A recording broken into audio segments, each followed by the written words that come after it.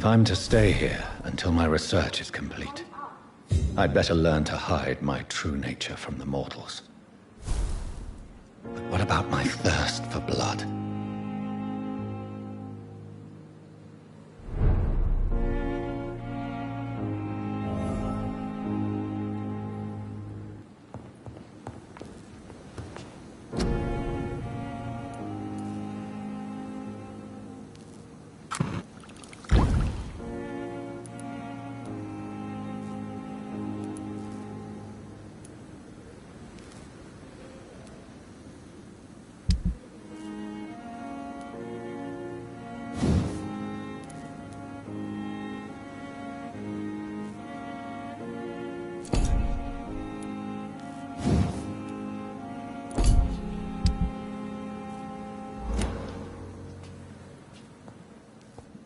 The flower's dying. It needs water.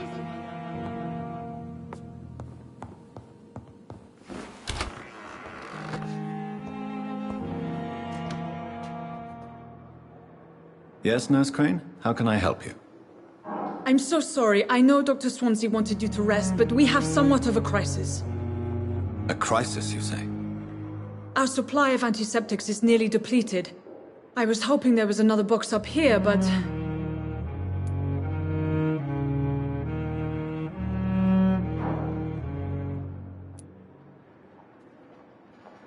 What type of hospital are you running? No antiseptics?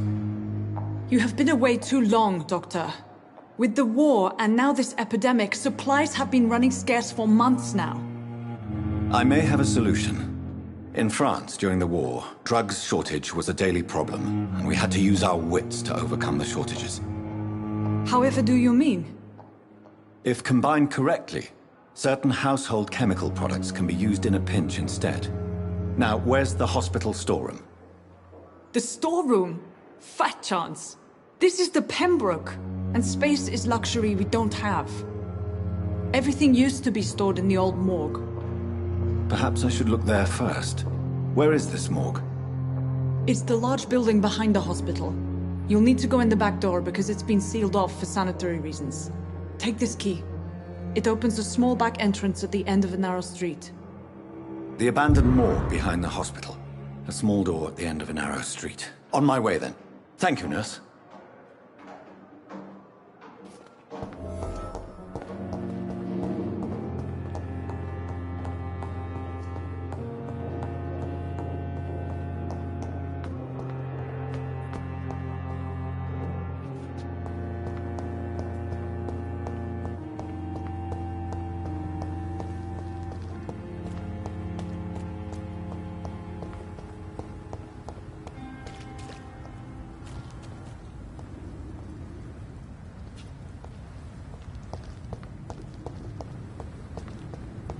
It's locked.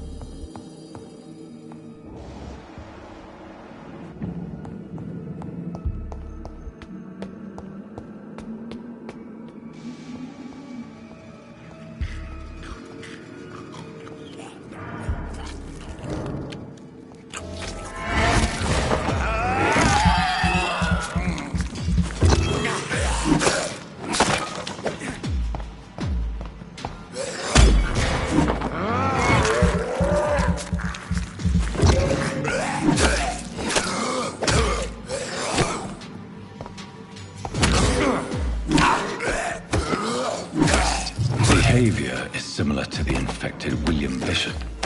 Must be the same strain. This sickness moves faster than influenza.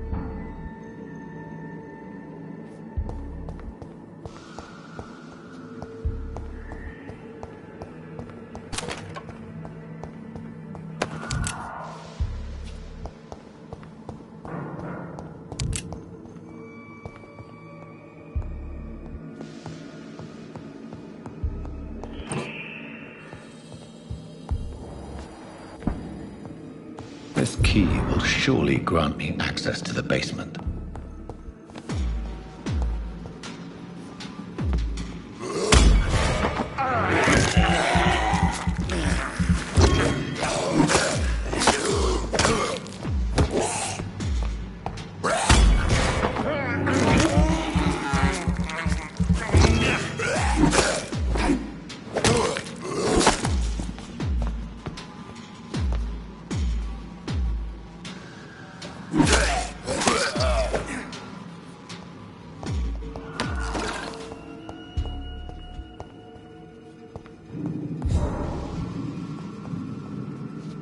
Balls of Mars, fortifiers.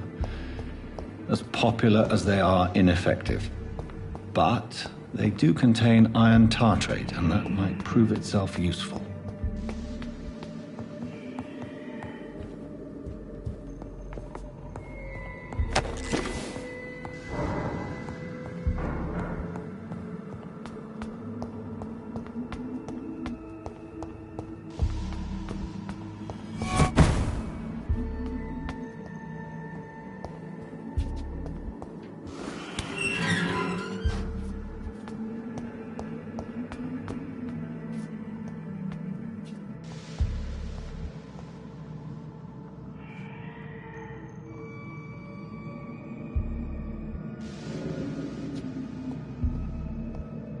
These scowls feed from corpses and the husks of animals. They absorb the blood.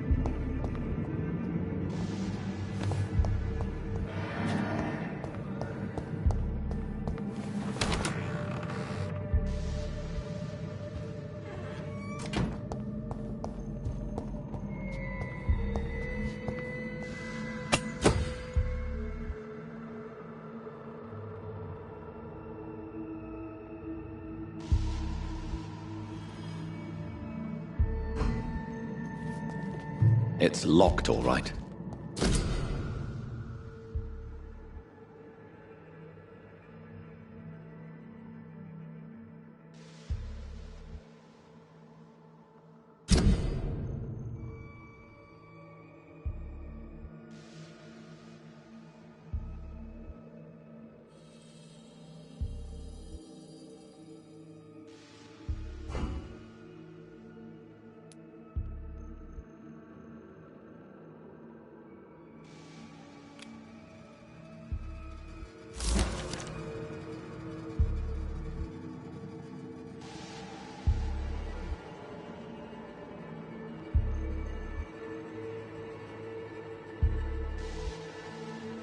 Mr. Connor's injuries don't match the report.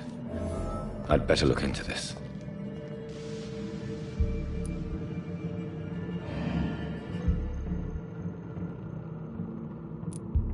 Traces of a pinkish foam at the corner of the lips.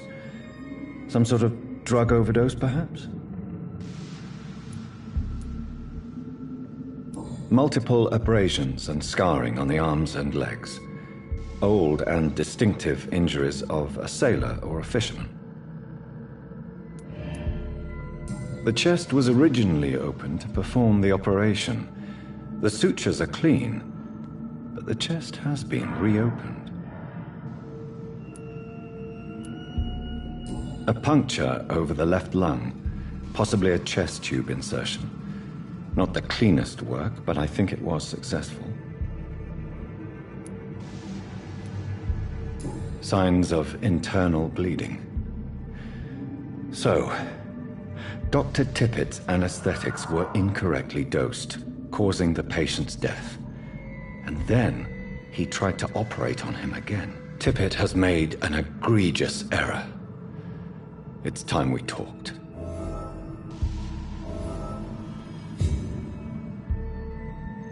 Tippett has made an egregious...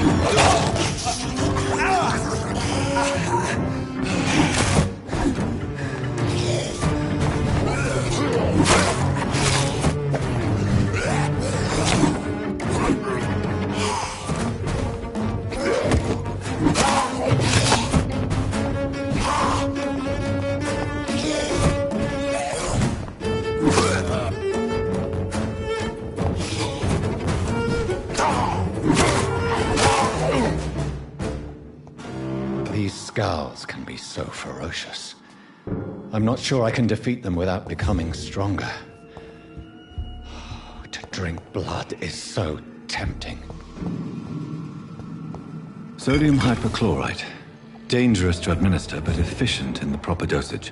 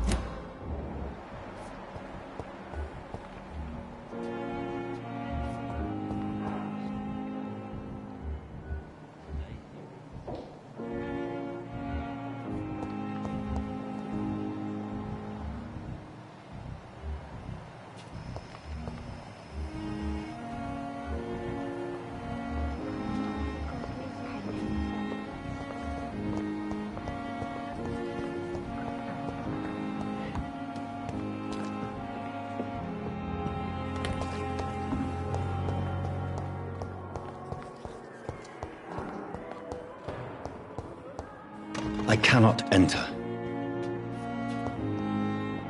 You are going to reveal secrets to me.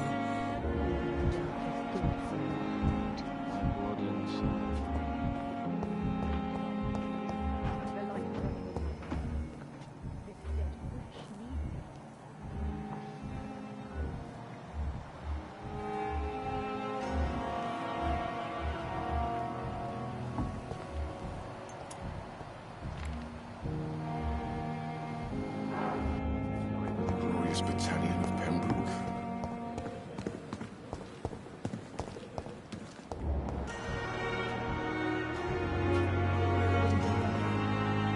Good evening, Nurse Brannigan. Good evening, Doctor. Tell me what Dr. Tippett did. I know his mistake caused a patient's death. If I had not covered up his error, Dr. Tippett would have been fired from this hospital. I could not let that happen. You can't allow your emotions to dictate your conduct concerning patients, Nurse Brannigan. Look around you, Dr. Reid. Do you really think we can afford to lose a brilliant practitioner like Dr. Tippett in our situation?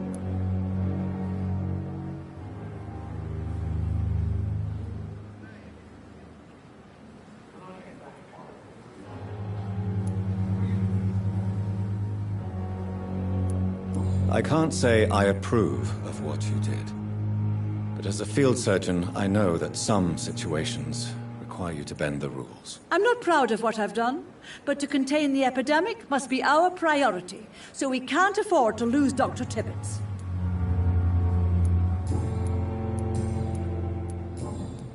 Goodbye, nurse. Call me if you need assistance.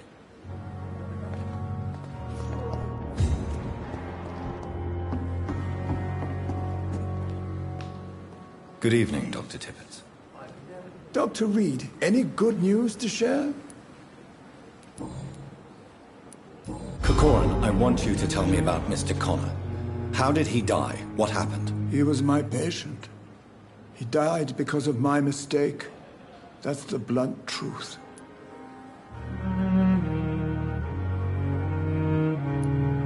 What was the nature of the mistake? It was a twofold error. My diagnosis was wrong, and the administered dosage was too strong.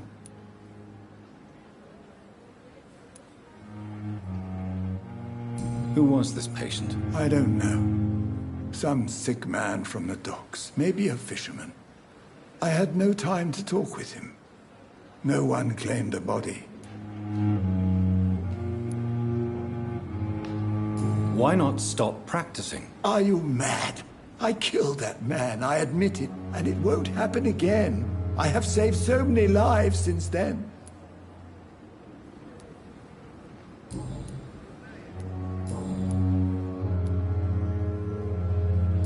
I will cover for you, Dr. Tippett, by keeping what happened to Mr. Connor to myself. I don't know what to say, actually. I can't exactly force you to become my accomplice. You didn't force me. This is my decision to make. I believe you're still of use to the hospital, considering the situation. Then I can make you this promise. As soon as the epidemic is eradicated, I will resign.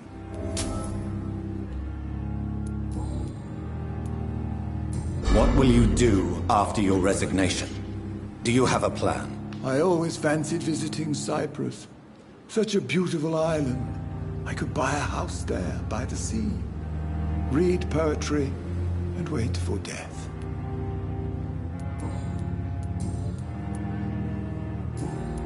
Goodbye, Dr. Tippett. When I get back, I'll have a word with Tom. He's really pissed me off.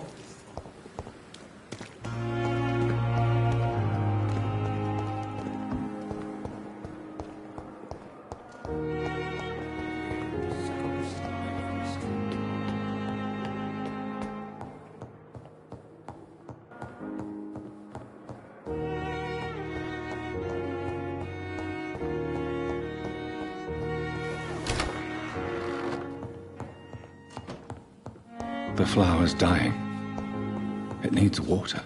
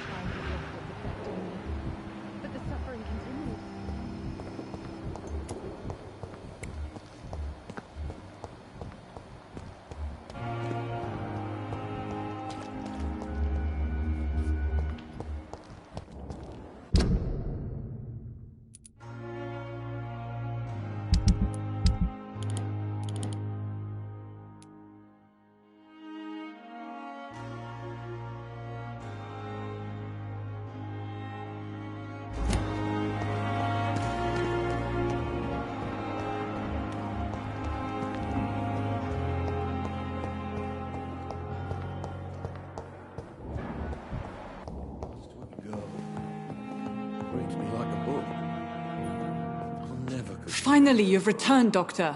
Did you find anything of value? Yes, nurse. You've worked your first miracle, Doctor. Now, this patient here needs immediate treatment. Duty calls. When the storm has passed, I'll show you how to mix the remedy yourself with the same basic ingredients. Many thanks, Doctor. When you've finished, you ought to report to Dr. Swansea in his office. He's been looking for you. Seemed pressing.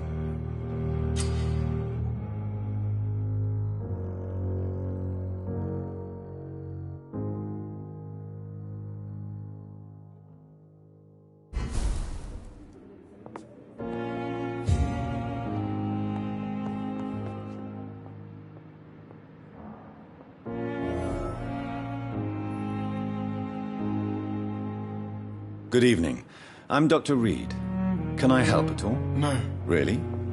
Why are you here, then? I don't want to talk. My throat hurts too much. I suppose that this pain is the reason you're here. Is someone taking care of you? Yes.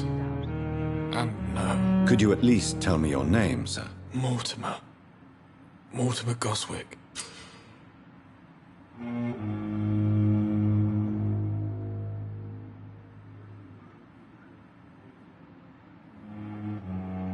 Do you need any help? I'm afraid I may, sir.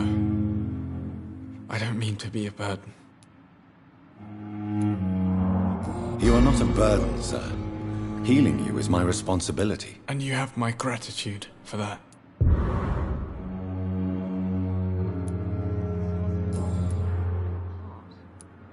How painful is your throat, Mr. Goswick? So painful I'd rather not talk at all, Doctor. I'm sure you realize a doctor and his patient have to communicate, sir.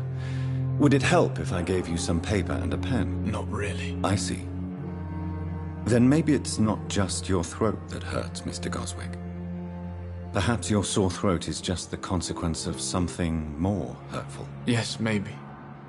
But I don't want to talk or even write about it now.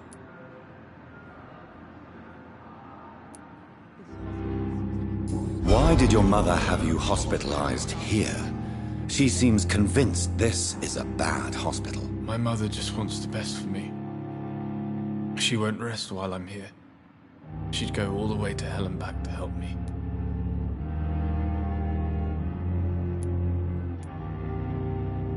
Is your mother bothering you? As your doctor, I can ask her to leave you alone if you would prefer. That's tempting, Doctor. But you have no idea what my mother is capable of. She would tie herself to my bed if you asked her to leave. Pembroke Hospital may look unorthodox, but rest assured you're in good hands here. It's not me you have to convince, Dr. Reid. It's my mother.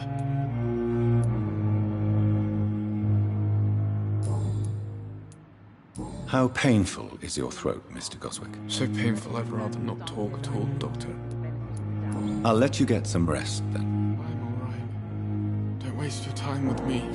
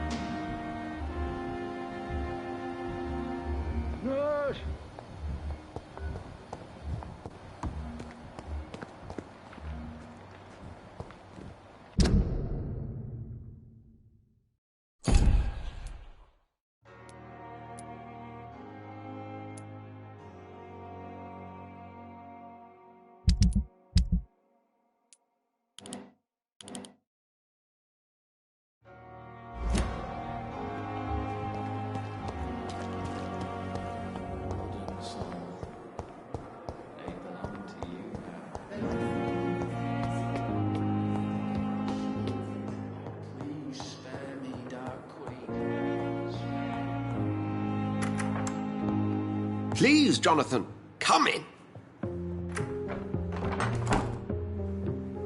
Fascinating, is it not? In the last decade, so many mysteries have been brought to light with our microscopes. The human body, biology's penultimate frontier. The more we explore its boundaries, the less we're able to trace a clear line between life and death. You, my friend, have a foot in both countries. The view must be vertiginous. It's at least as vertiginous as chatting about vampires with you, I would say. This must be all so new to you. This area of town, the hospital, a brand new life. How stimulating it must be. I wish I could share your enthusiasm, Dr. Swansea, but my condition defies scientific categorization. Undead? Unalive? Immortality defies logic. I cannot express my thrill at this serendipitous turn of events. The world's most eminent specialist in blood transfusions, a vampire. One might say a gift from heaven.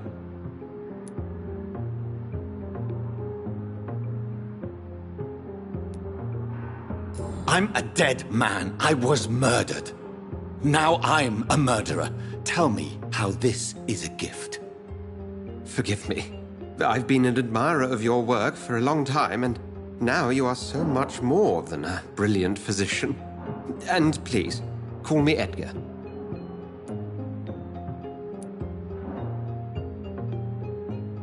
There is no need to apologize, Edgar. You offered me sanctuary when I had none. Very well. I have a task for you, Jonathan. Something that will require all your newfound skills. Please, go on. The Pembroke only survives through the generosity of our benefactors. Unfortunately, our main donor has found herself in a bit of a bind. Now, if you could help her out... A spokesman or politician is what you need. That's not my calling. And until I come to understand what has happened to me, I require discretion. Discretion is in order, Jonathan. Lady Ashbury has recently received rather indelicate correspondence that, if revealed, would jeopardize her position. And you would like me to eradicate this threat? By the stole, of course not. I would just like you to pay her a visit. Her ladyship is certainly near the tents outside, tending the sick. You can't miss her. Look for someone impossibly delicate. Accepted. I'll see what kind of trouble Lady Ashbury is in.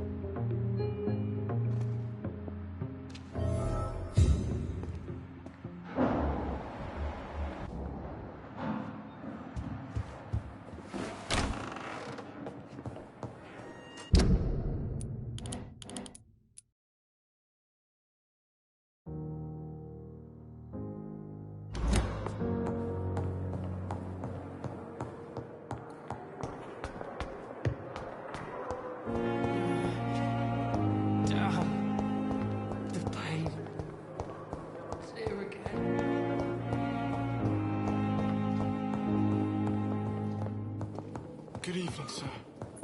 You always knew the words to calm the children.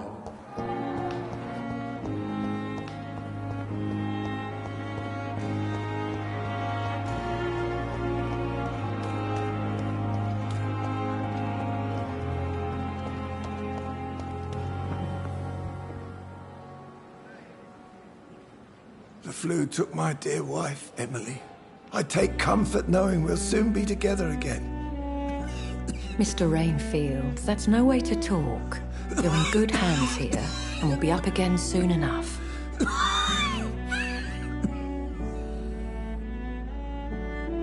Now do me a kindness and get some sleep. I'll be back round later. Your words are kind, the blessings of an angel. You're the sweet, sweet Lady of Mercy.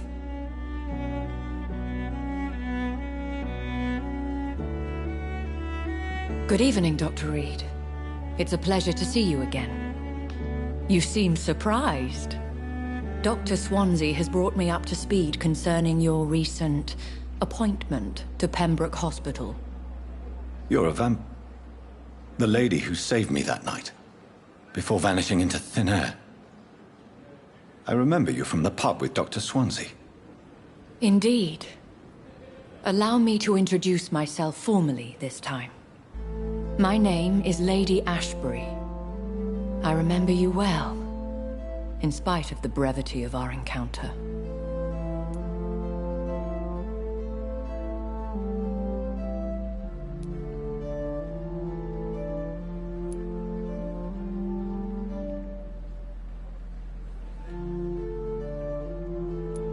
So it seems our Dr. Swansea does indeed have a fascination for creatures of our constitution.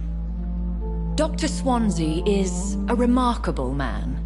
Dedicated, one might say, obstinate? He spent years compiling our bestiary. I hope you're more disposed to answer my questions now. You must have countless questions, but our rather urgent matter first. Swansea has explained. My cover, if you prefer, has been compromised.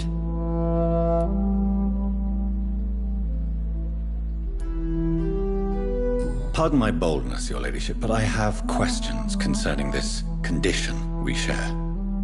As a newborn, your hunger for answers is rivaled only by your thirst for blood. But the questions need wait. I'm a scientist. My trade is in the deciphering of mysteries, and I need information to feed my mind. I will gladly answer every question you have, but first, prove yourself capable of resolving my predicament without eating the culprit.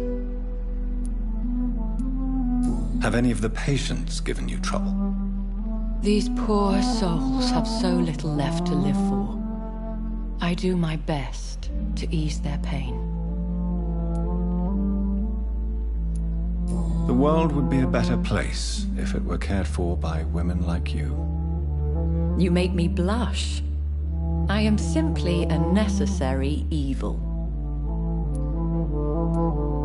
Dr. Swansea has commissioned me to be your agent in this matter. You could start by explaining what's amiss. These past insufferable weeks, I've been the victim of extortion. I've made a first payment, but the blackmailer grows greedy. I must refuse his most recent demands.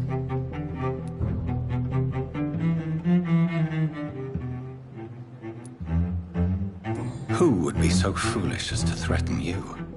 A kindred spirit. Even if it were the case, and I highly doubt it, a vampire would have asked for something more valuable than money. My suspicions lean toward a patient, or their family. If we're dealing with an ordinary criminal, surely you've the means to deal with it yourself, if I may. As immortal tradition doth dictate, all fangs and hypnotic eyes ablaze, the blood would run like a river. That's what I hope to avoid. Violence has a tendency to spiral out of control. What are your expectations? Please be precise. As the newly appointed surgeon of this hospital, you are in an excellent position to ask innocent questions and deftly learn the identity of my blackmailer. Please continue.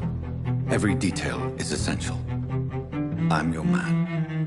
My embarrassment in this matter is eclipsed only by my shame at having put the hospital at risk.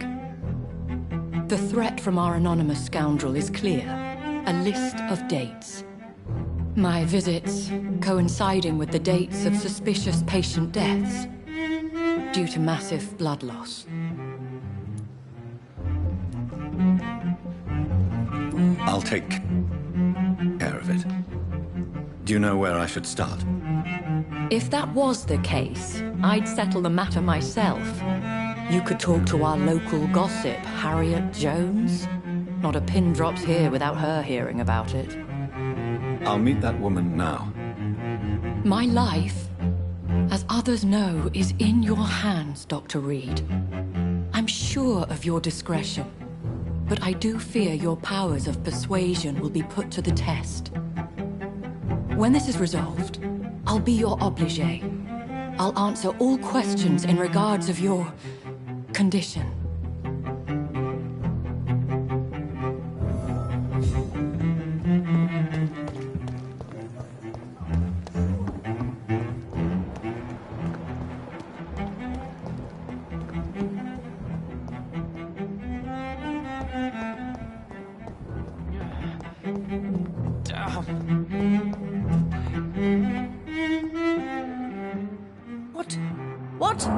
What is this? Who are you? Get out of my room. There's no need for alarm, madam. I'm Dr. Reid, the new surgeon. Preposterous. Dr. Reid, you say? I don't want some bumbling intern. Where's Dr. Swansea? Please, calm down, madam. I assure you that I am highly qualified. I'm just back from war duty. How brave. Threatening an old defenseless woman. You know how long I've been a patient here? You've picked the wrong fight. I'm Harriet Jones. Harriet Jones? Indeed. I've been meaning to have a chat with you. You know what goes on here better than any other patient, I gather. Oh, better than any patient, nurse or doctor. I've seen so many vile undertakings. I heard there have been some despicable goings-on. Was there a case of blackmail? Blackmail? Wait. You're investigating something. This isn't a social call.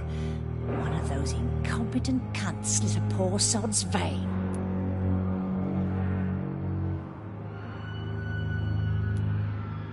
You seem to know more about the goings-on here than anyone else. Beware, Miss Jones, in case suspicion should fall on you. That's it. Blame the old and infirm. I see those little bitches' greedy little eyes. Just waiting for me to pop off, they are. If I didn't know better, Miss Jones, I'd be inclined to say you enjoy this type of idle gossip. God's honest truth, Doctor. It's just the way it is here. Most of these bitches would let you freeze to death before getting you a blanket. I assure you, madam, this is not an investigation into a possible medical error. Debauchery, then? Nurses Crane, Hawkins, Brannigans, whores, all of them. They can't keep their legs shut. I've seen them scratching slutty sores. Really? Well, if you have irrefutable proof, I'll not have the staff behaving in such a manner here. This is your business, Doctor, not mine. But I swear one of the nurses is cavorting with some man on hospital hours. Thank you for your time, Miss Jones. You've given me something to go on. See you on the next round.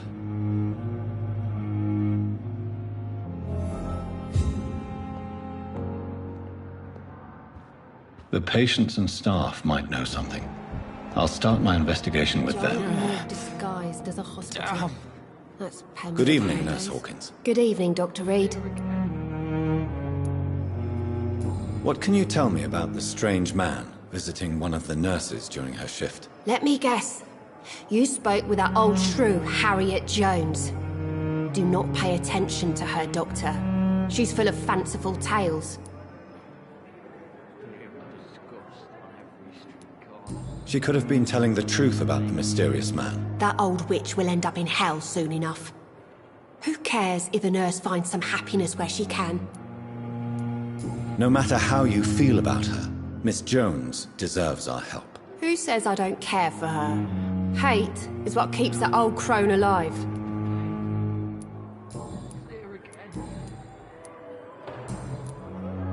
What can you tell me about the strange man visiting one of the nurses during her shift? Let me guess. You spoke with that old shrew, Harriet Jones. Do not pay attention to her, Doctor. She's full of fanciful tales.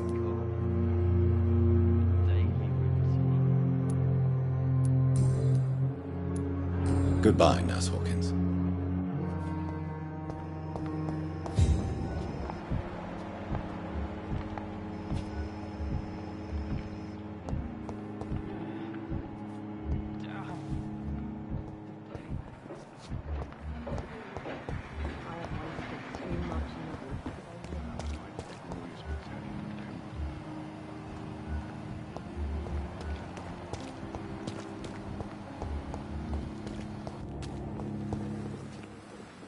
Good evening, Nurse Brannigan. Good evening, Doctor.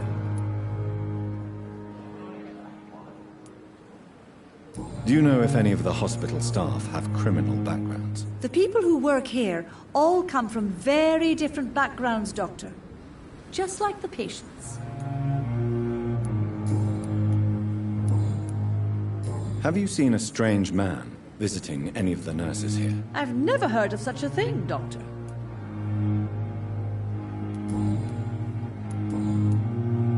Goodbye, nurse. Call me if you need assistance.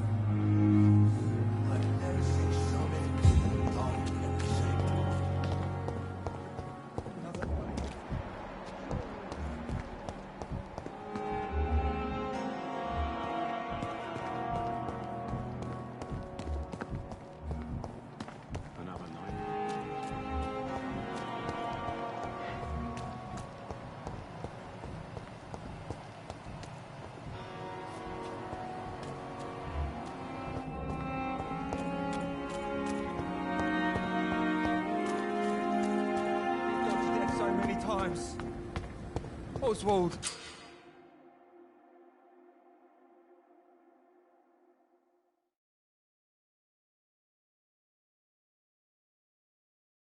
You can't just die like this. Please, sir. I need help bad. What's going on? I'm Blight, sir. Newton Blight. I've lost my mate. Can't find him anywhere. I'm Dr. Jonathan Reid from the Pembroke Hospital. Please, calm down and give me more details. Oswald and myself were both infantry, sir. We were en route for the hospital, but... well, we had a disagreement. And Oswald ran off towards the canal. How long have you been searching for him? I can't go there. Too many rats by the water. Fucking rats. Can't stand them since the war, sir. Can't stand them at all. Don't be ashamed, Mr. Blight. Many soldiers who survived the trenches suffer from musophobia. I'll see what I can do for your friend. This is a dangerous part of town. What are you doing here? We were looking for the Pembroke Hospital. We both need help. Treatment, I mean. To get some sleep. Just need to feel better, sir. What can you tell me about yourself? I'm Oswald's best friend. We served in the same regiment, sir. We've taken care of each other since we came back from the front. Do you need medical attention, sir? No thanks, sir. Unless you're able to get rid of every rat in London. What can you tell me about your friend? His name is Oswald Thatcher. We survived the war together. Oswald is... nervous and quite fragile since we came back from the war. Where was your friend the last time you saw him? He went down by the canal. He didn't want to go to the hospital. I think he went to the sewers on purpose. So I couldn't go after him. I have all the information I need for now. If I find anything out about your friend, I'll let you know as soon as I can. Thank you, Dr. Reid. You're sure you don't come back with me? Nah, I have to see someone at the hospital. Be careful. You look so bad they may keep you as a patient. Fuck 'em. I don't like hospitals. Or doctors. Well then, when you go back to Whitechapel, you may find this useful. What is it? A pass for a free medical exam by the best nurse available. Just read it. I don't read well, but thank you, I guess.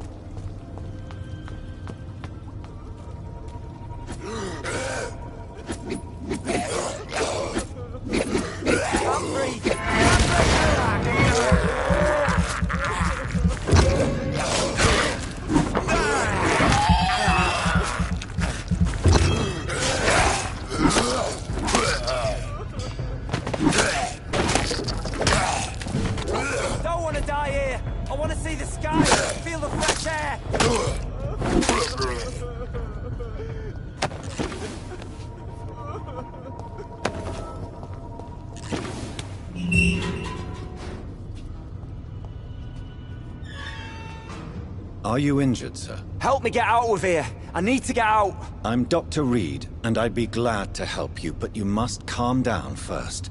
Please, take a deep breath and tell me your name.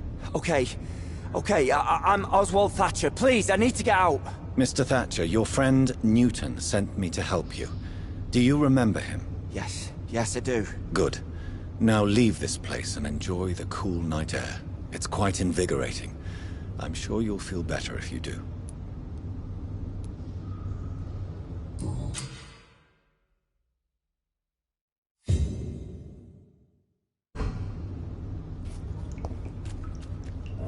Are you sure you're all right, sir?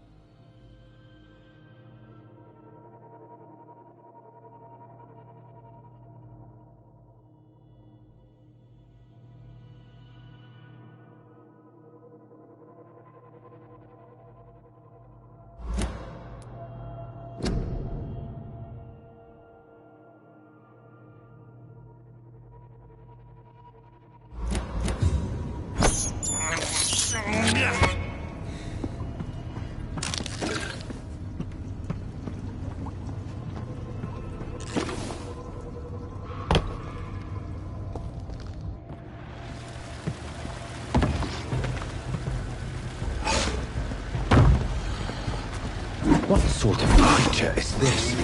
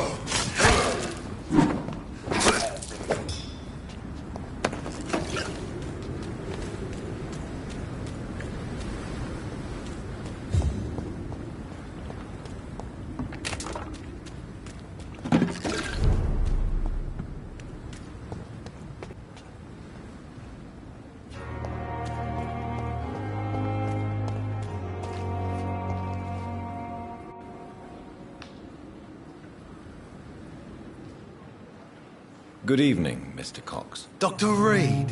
Still working at night, I see. I like that.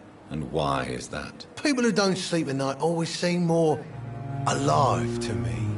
More interesting, one way or another. Have you heard of any underhand dealings going on in the hospital? Blackmail? That's not my style. Too risky. The black market, though. Now that's where the money is. Do you ever think about that poor fellow I saw you push in the water? The wound he gave me will make sure I don't forget him. It still fucking hurts. Boss should cut me good. That man was determined to murder you. You almost died. What a surprise. The first time I met him, he nearly shit himself. Fucking coward. I guess revenge gives you balls. What did he want? Revenge? I recently had to kill his brother. Poor arsehole thought it would be easy to return the favour.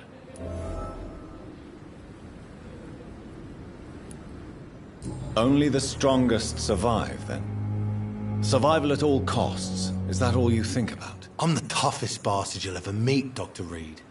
And I don't give a fuck what you think of me. How is your hospitalization going, Mr. Cox? This is a shitty place with shitty staff. But as long as I'm treated all right, I'll be fine. What's wrong with the Pembroke staff? That bastard you sent to bring me here, Milton. I thought he was going to break all my bones before I reached my bed. I see. Any other smart comments? The nurses aren't too ugly. Especially that foxy one, Nurse Crane. Pretty brunette, tough attitude, all like that.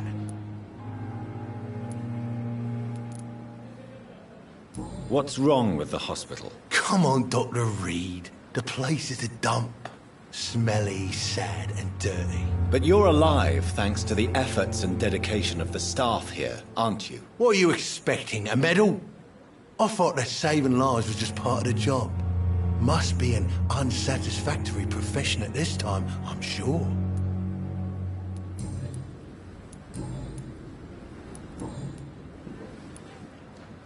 How long do you think you can escape the law, Clay? I know this city like the back of my hand, Doc. I know its streets, who to pay, who to avoid, and who to bully. I won't get caught.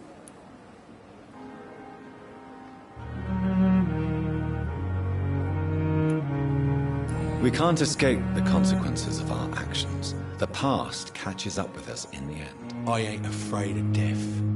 I don't hide who I am.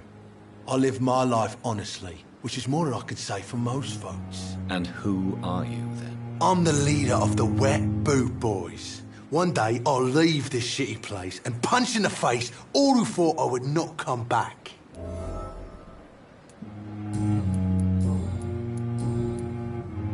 I'll leave you for now, Mr. Cox.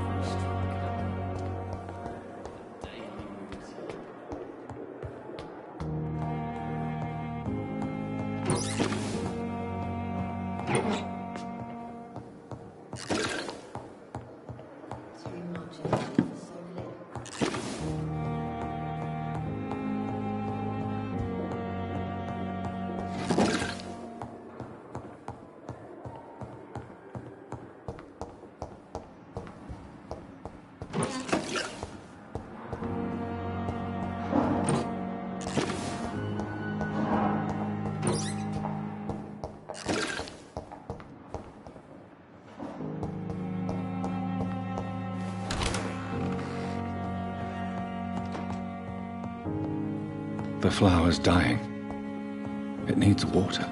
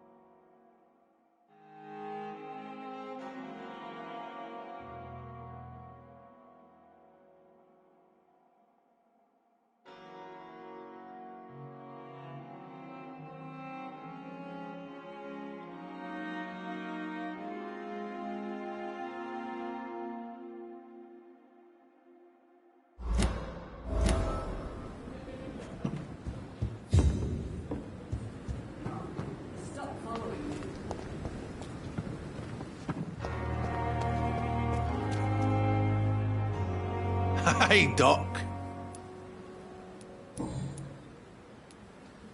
Am I right to assume your wife's letter pissed you off, Clay?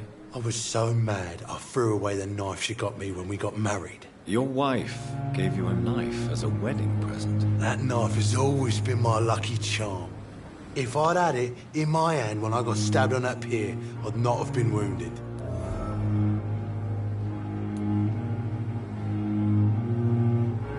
Do you want it back? I don't need it here, but if you'd be kind enough to bring it to me, I'd be really grateful. A grateful Clay Cox? I might just find your knife and bring it back to you to see that happen. I can give you directions, but I'd be surprised if you managed to find it. My hideout isn't meant to be found easily. A lucky charm? I never would have taken you as the superstitious type. We all have our flaws, Doc. Mine's to have my weapon of choice for when the really dirty business comes around. What can you tell me about your marriage, Clay? Marriage is the sweetest cage, they say. Well, I found myself locked in one with a wild animal. You mean your wife keeps you on your toes? No, I mean, we both have claws and we both love to bite.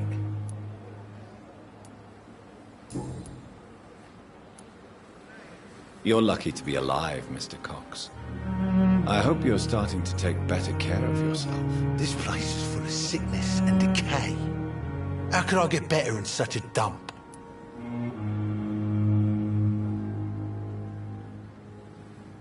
I will see you later. I'll leave you for now, Mr. Cox.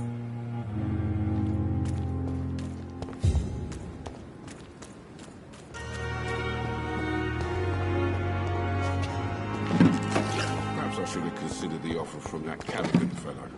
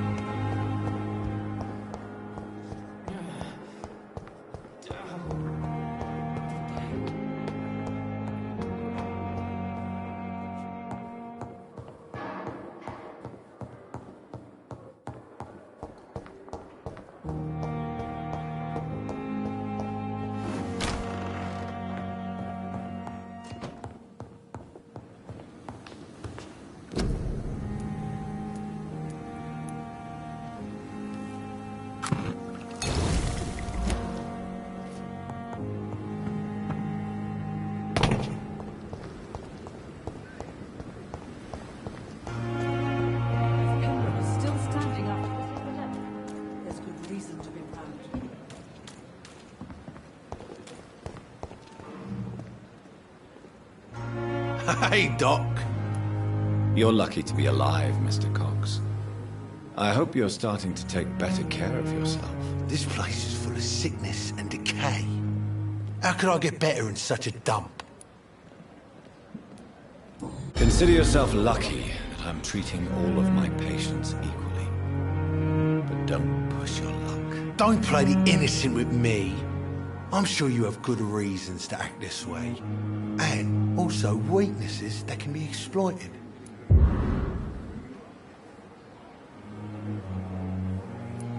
I'll leave you for now, Mr. Cox.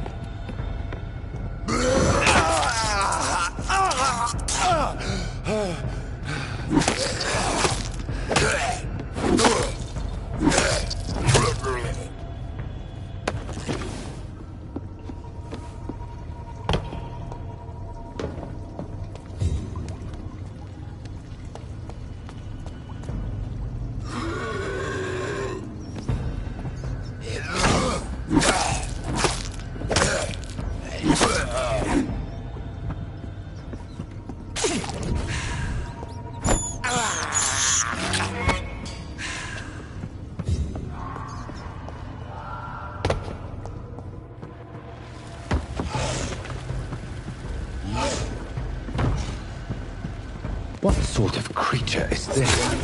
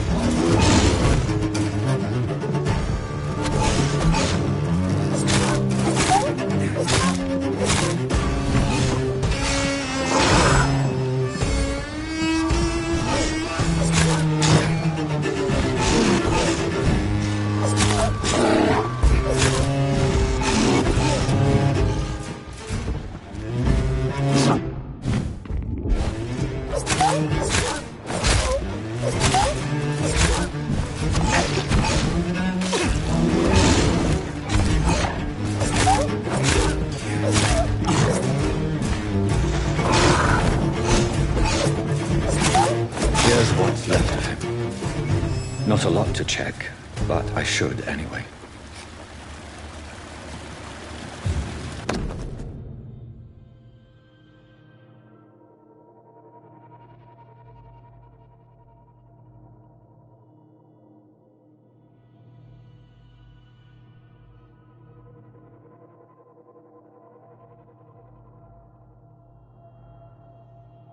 Some voucher for a free checkup in Whitechapel. What is Nurse Crane up to? I really must find her.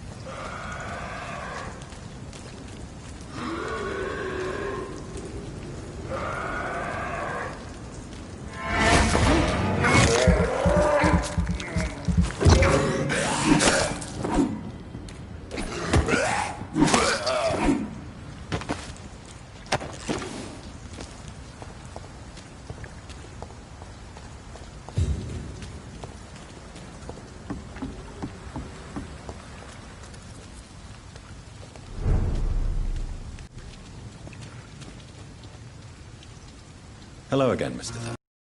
Do you feel any better now? Yes. This neighborhood may stink of dog shit and reek of piss, but to me it smells like the purest mountain air. Mr. Thatcher, do you have a job? No.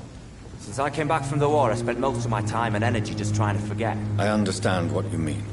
I was a soldier too. No. Nobody can truly understand what I've gone through. Why were you locked in that sewer? What happened? I went by the canal after an argument with a friend. Got chased by these fucking wankers and had to barricade myself in, despite my claustrophobia.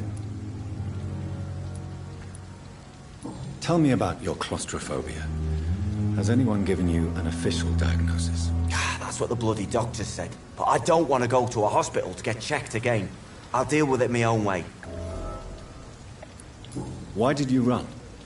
What was the reason for your argument?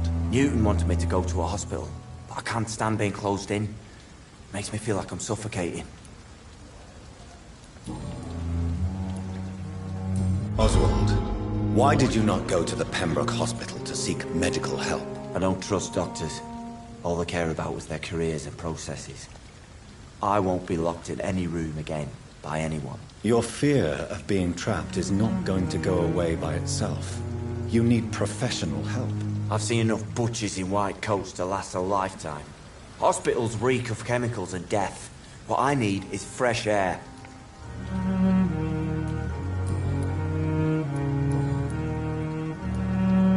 Do you want to talk about why you have this fear of being enclosed, Mr. Thatcher? No, I really don't. An irrational fear like yours is usually rooted in a specific event. Perhaps it would help to talk about it. Well, Doctor, take a guess then, if you're so interested in my case.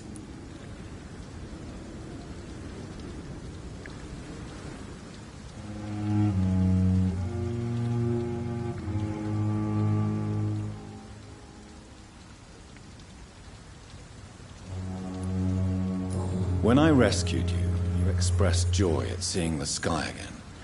So I'm inclined to believe you were trapped or buried somehow. Maybe during the shelling. Jeez, you're good, Doc. You're really good. Go on, please. Tell me more about it. Newton and I were trapped in a circulation tunnel after an artillery attack. We were buried alive for several days, without ever knowing if we'd be found.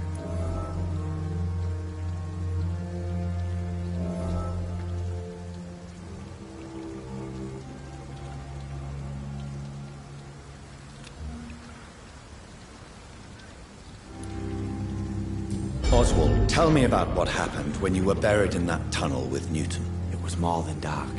It was black as pitch. Hours seemed like days, and days like months. The terror, the shameful thoughts. Lord have mercy. What you endured was terrifying. It would have completely destroyed weaker men. It did not destroy Newton. Shameful thoughts. Tell me about them. At some point, I don't remember which day, when I thought we'd never be rescued, that this would be our end, I thought about... Say it, Mr. Thatcher. If you ever want to heal, you have to say it. I thought about what I could do to survive, just for a few more days. I thought about killing Newton. Killing and eating him. The man I fucking love.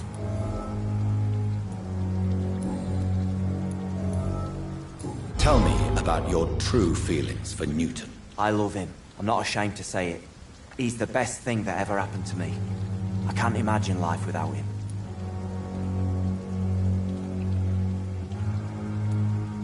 I admire your honesty.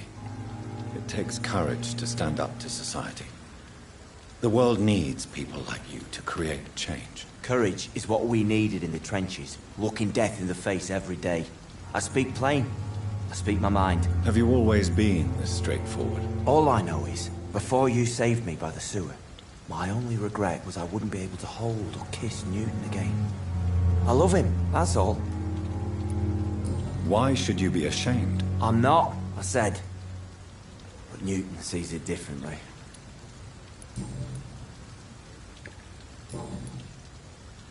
Do you need medical attention? Don't get me wrong, sir.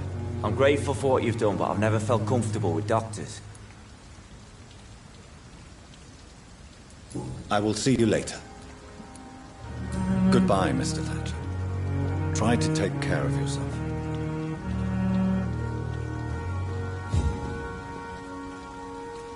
We fought for England, but England won't fight for us.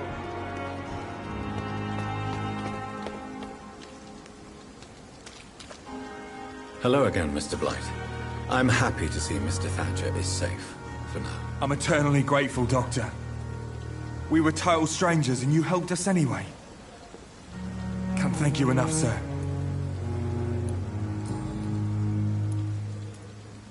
You are always welcome at the Pembroke Hospital. As a former officer, I'll be honored to welcome a fellow veteran. I'm not giving up on bringing Oswald back to the hospital. I just need to convince him that he needs some help. Perhaps he needs to reach that decision by himself. Could you speak to him? He doesn't usually listen to doctors, but perhaps because you've been through it, you can talk him round. Why do you stay here now that Mr. Thatcher's back? It's complicated. Since the war, Oswald's been really nervous with the idea of entering any hospital. And me, I've got my own issues. Can you speak about them? Rats, sir. Even seeing one, they turn me. Just want to run. It's that fear that stopped me from going after Oswald when he left. What can you tell me about the war, Mr. Blight? If you want to speak about it, of course. War was... well, you know, sir. The stench of death everywhere. Your mates lying bleeding in the mud. Just praying to make it through and get home. Bloody nightmare.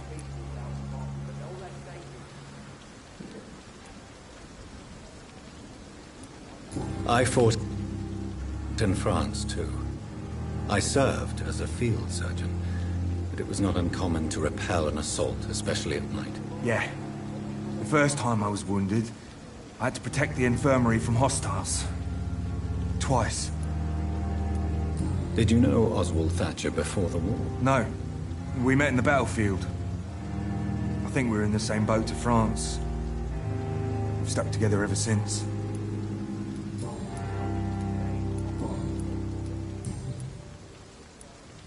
You and Oswald were buried alive during the war. Tell me about it. Yeah. It was last summer. A shell hit our trench and we were buried for a week.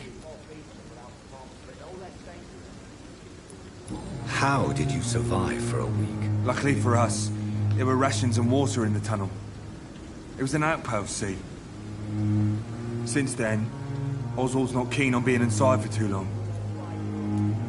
Oswald seemed far more traumatized than you by the event. It wasn't the first time it happened to me. Surviving it again gave me strength. You believe that? How do you feel about Oswald Thatcher? You are more than friends, aren't you? I love him. I love Oswald. We knew we wouldn't survive the war without each other. But I am terrified, Doctor. What frightens you so much? What if people find out? Oswald says I'm ashamed, but it ain't that. It's more, well, you know, I never thought I'd love a man.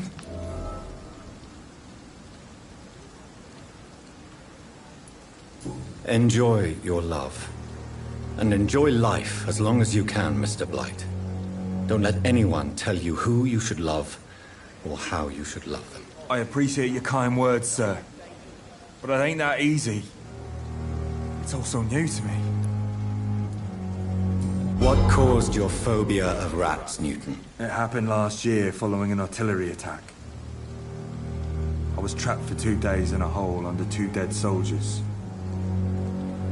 And there were rats. Go on. It started eating me as soon as I dozed. Gnawing at my ears, my fingers, lips. I couldn't move. Couldn't call for help. I see. No, you don't. You have no idea what it is to wake up buried under bodies. Fucking vermin eating your flesh. Oswald. He found me and saved me. Do you need medical attention, sir? No thanks, sir.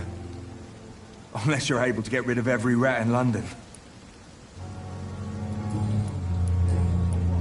Goodbye, Mr. Blight. Take care of yourself.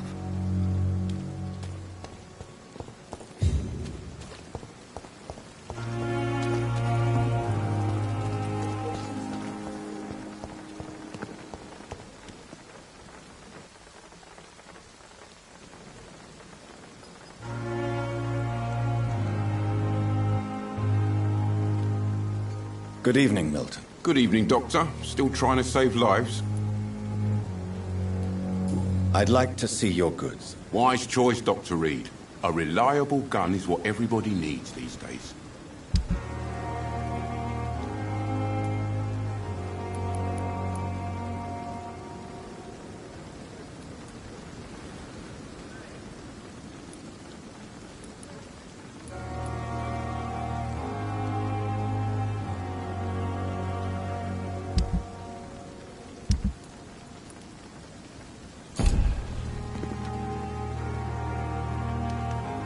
Good evening, Milton. Good evening, Doctor. Still trying to save lives?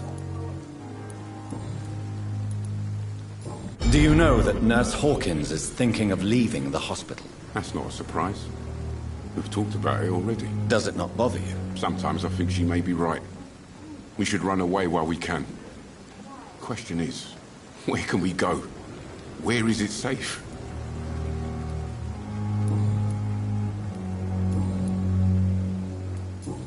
Do you need any medical help, Milton? I'm fine, Doc. Physically, at least. But I would give everything to be in a better place right now. Goodbye, Milton.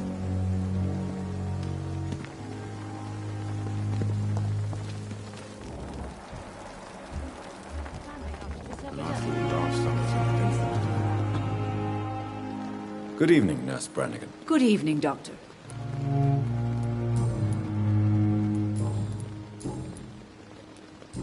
Do you require medical assistance, Nurse? Thank you for your concern, but I'm fine.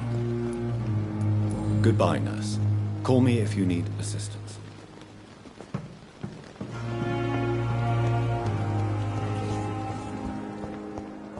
Daily routine. Good evening, Nurse Hawkins. Good evening, Dr. Reid. Do you need medical help yourself, Nurse? I'm fine, really. I just need to sleep. Goodbye, Nurse Hawkins. The pain. It's Good evening, Mr. Elwood. Evening, Dr. Reid.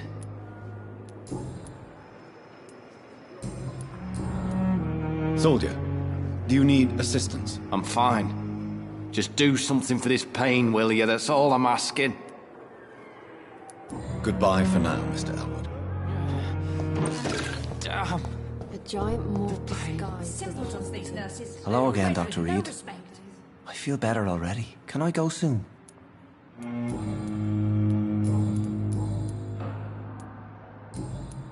Goodbye, Mr. Hampton. We'll talk again later. Disgusting on every street I have corner. wasted too much energy for so Daily little result. routine.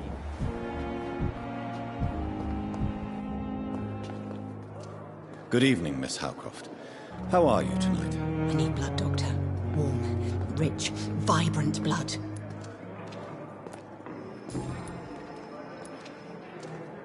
Tell me, Thelma, why do you feel so attached to Mr. Elwood? Why him? I'm not sure, Doctor. I think we have a bond of some sort. We've both suffered so much. He's the only mortal I find interesting.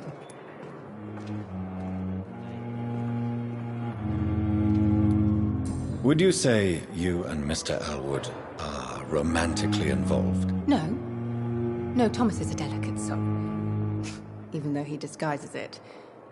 But I am not the woman he needs. No, for I am a vampire, Doctor. Do you plan to make him a vampire too? Of course not. How could I inflict my curse on anybody else? I'm not that cruel, Doctor.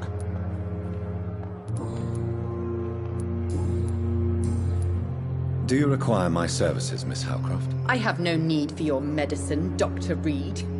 Blood is the only drug I need. I'll leave you, Mistress of the Dark, to your nocturnal activities.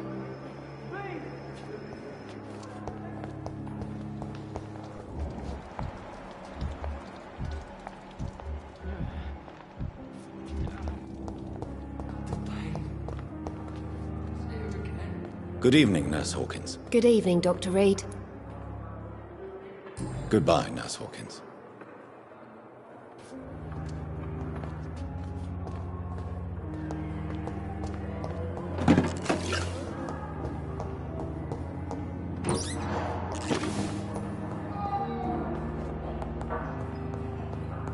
But in the circumstances, I'm willing to give you the benefit of the doubt. Doctor. Good evening, Doctor. How is my son doing?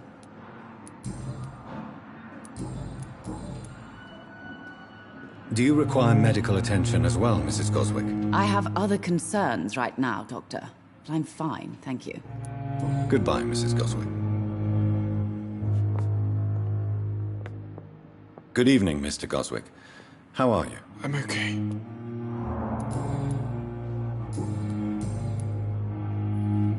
Do you need any help? Thank you, Dr. Reid, but you've done enough already. The rest is up to me now. I have to go now, sir. But don't hesitate to contact me if you need any help. I'm all right. Don't waste your time with me. Never could keep anything from her. Good evening, Mr. Fiddick. Good evening, Dr. Reid. Any news about my operation?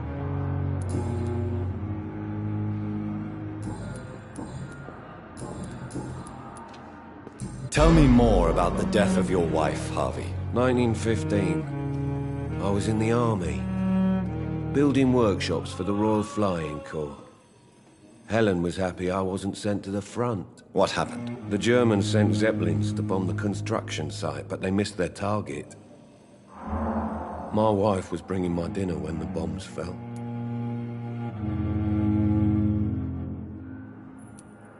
I'm sorry for your loss. So many died during the bombings. I served in France and witnessed the carnage there. I would like to say that she didn't suffer. Truth is, I have no idea. I just know that I'm all that me kids have. Poor little bleeders. How are your children after losing their mother? They were smaller then. The only good thing about this is my Helen didn't bring them with her that night. Tell me about your injury, Harvey. Why do you feel so guilty about it? My wife died because of me. And now I may lose everything because I've been careless enough to hurt myself. What an arsehole. Is there anything else that's bothering you? Can I help in any way? I'm all right. Considering the state of this place, I should consider myself lucky, I guess. Goodbye for now, Mr. Fiddick. I'll see you later. You always knew the words to calm the children, Helen. As for me, I'm a bloody idiot.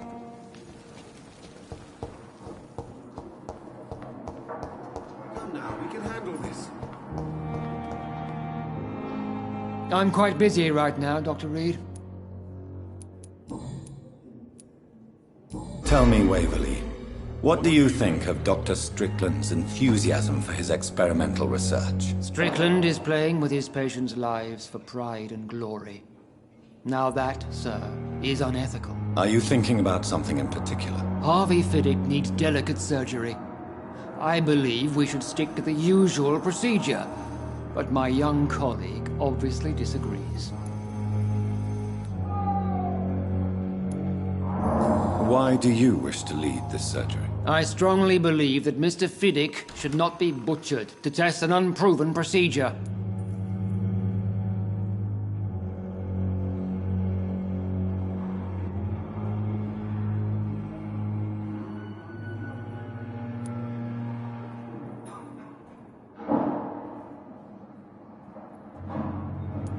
Other people may say that's too conservative a point of view. Conservative?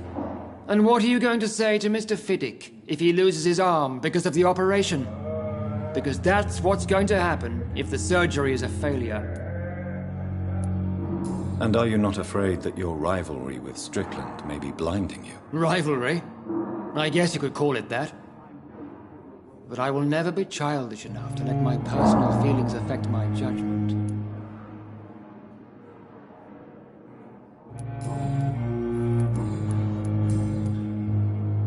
Do you need my assistance? Not at all. I'm sure that you are used to gaining people's trust with your impressive skills. Well, it will not be the case with me.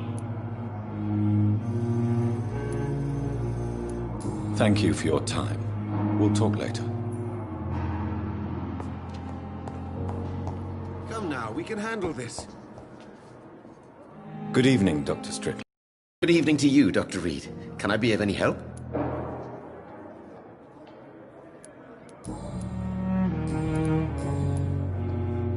Do you need my medical attention, dear colleague? You don't have to worry about me, Dr. Reid. I am here to assist you, not to be a burden.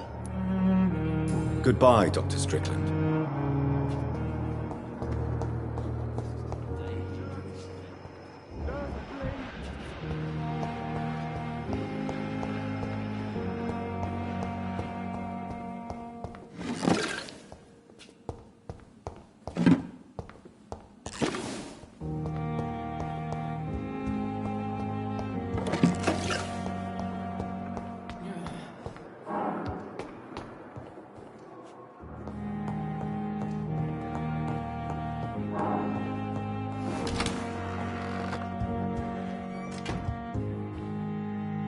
Do you need something, Jonathan? I have just a few questions. Then ask away. I'm at your service, Doctor. Since I'm the one working for you, what should I know about Pembroke Hospital? Well, for many years, we have been the only medical facility in this part of town that people can rely on. We support the community here, as well as provide health care. Where do we stand today? Oh, to be honest, we cope on a day-to-day basis. The first wave of the Spanish flu last summer took us by surprise. We lack many of the basic necessities needed. What do you expect of me? What we need is hope. You were a soldier. This is a war. This white coat's still a uniform. We fight to help the poor, the sick of the East End, the forgotten. You mentioned something about a secret society. A brotherhood, if I recall. Could you elaborate? Certainly. I've been a member of the Brotherhood of St. Paul's Stole for several years. We are pledged to monitor and report vampire activity in England as impartial scientific observers. That explains your nightly wanderings about the docks and the questions you ask. I feel it wasn't mere coincidence that led us to that part of town. There was something as yet unseen that set those chain of events in motion. Yet you don't fear me. And still, you know the monster that lurks beneath the civilized surface. The Brotherhood has studied your kind for centuries. We believe you are as supernatural as a lion is to a gazelle. Since you seem quite the expert on vampires, what could you tell me about my condition and how it came about?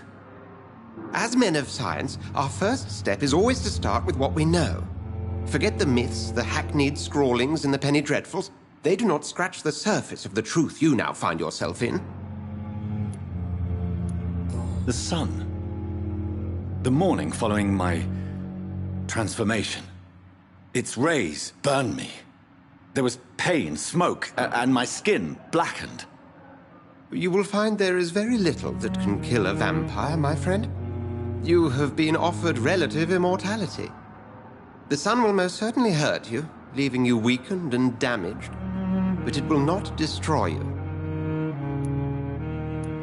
Must I take a life to live? You are a vampire. You feed, and blood is the sole sustenance that can sustain your immortal frame. And only a living creature contains the nourishment you require.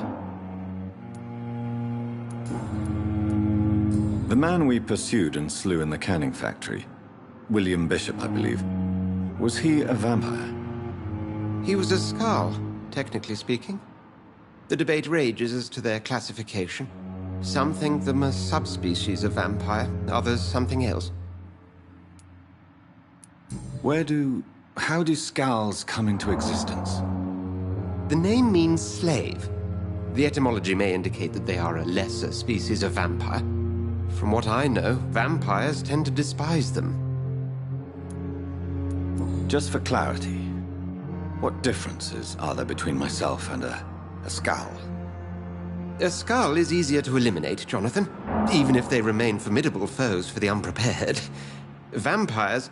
Now, vampires exist beyond the mortal realm.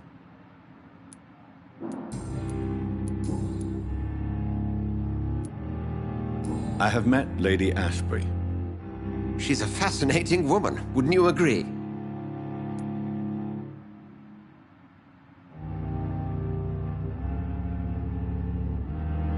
Is she the true reason you recruited me? To work on her condition and addiction for blood? A part of me is thinking I've been played. Lady Ashbury is a cherished friend of mine. I would not betray her secrets without her consent. Come to the rescue of a damsel in distress. I ask nothing more. The matter of Lady Ashbury's blackmailer. Oh, I know too much about this matter already. I'm confident in trusting the interests and reputation of both the hospital and Our Lady into your able hands. We'll see each other again soon, Edgar.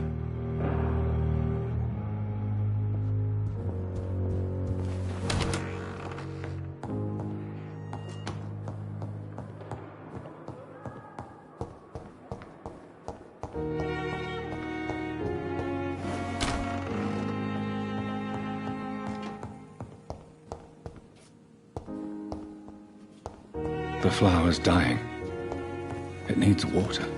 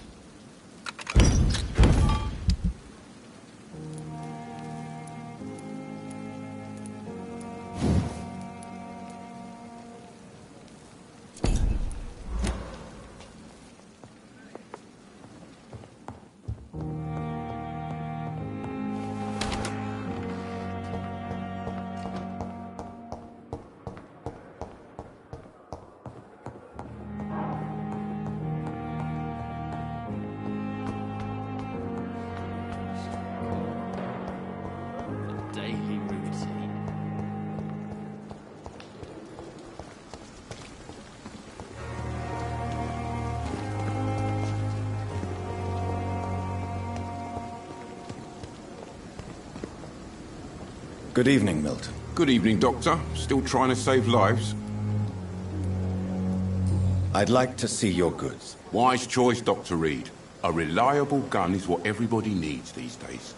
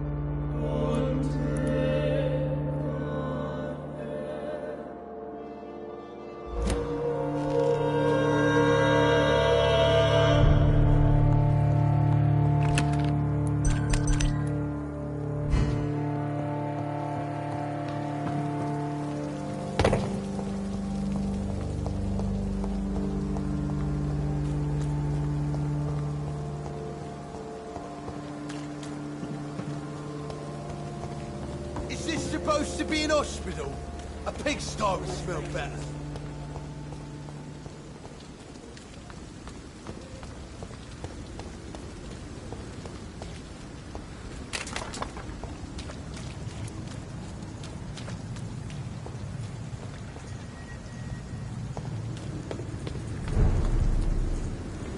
Stay away! Stop right now! It ain't fair!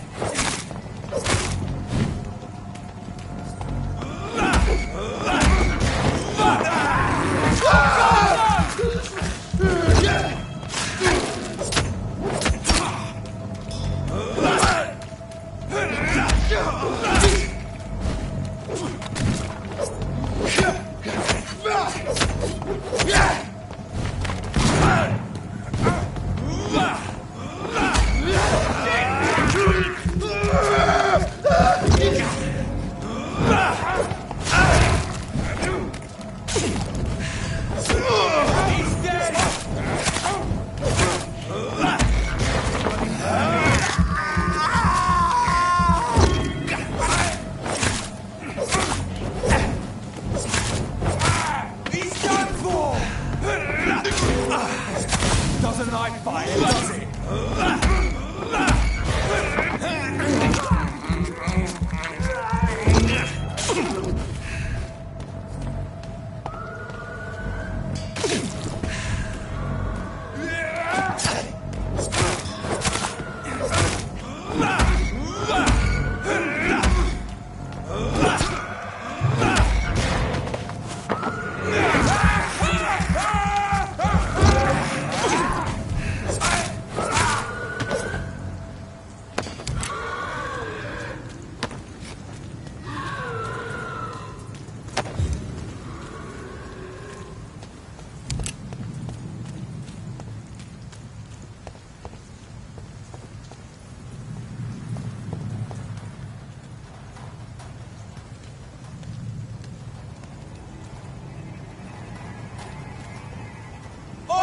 You listening? Are you deaf? Over there!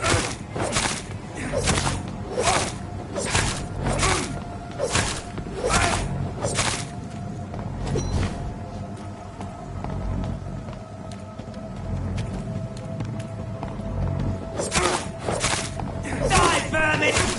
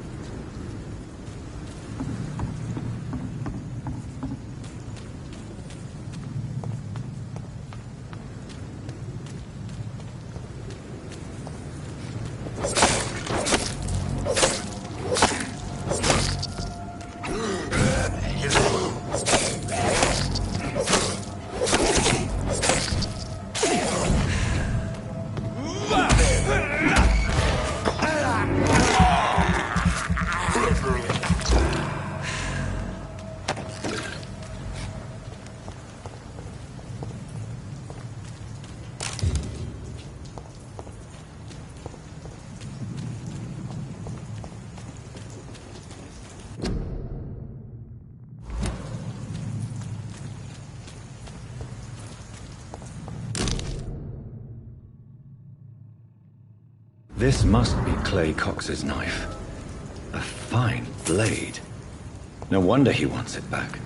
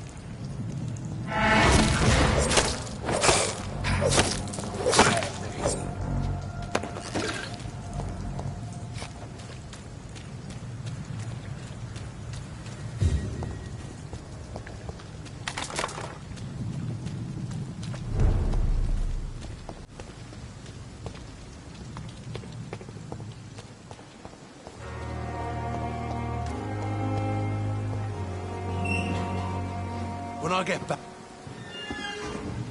Hey, Doc.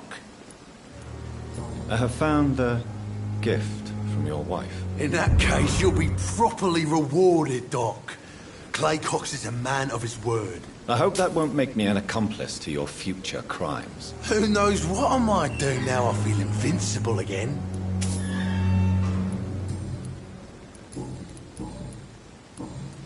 I'll leave you for now, Mr. Cox. Please, I feel sick. Get over here now.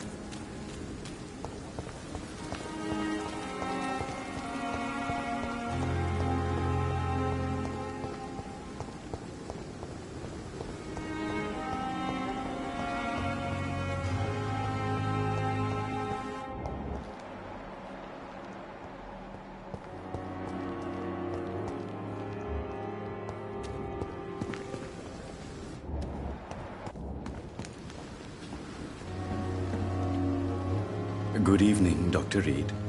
Such a pleasure to see you again. Please show me what you have to sell. Of course.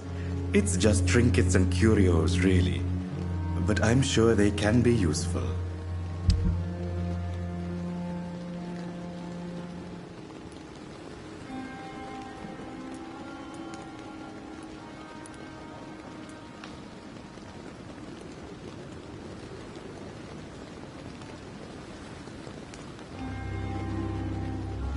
Never ceases.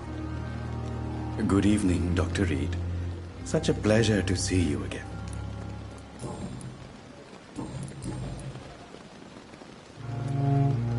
Do you work here alone? Yes, very easy work, sir. All I have to do is watch a few bodies. The situation was very different when the main morgue was still open.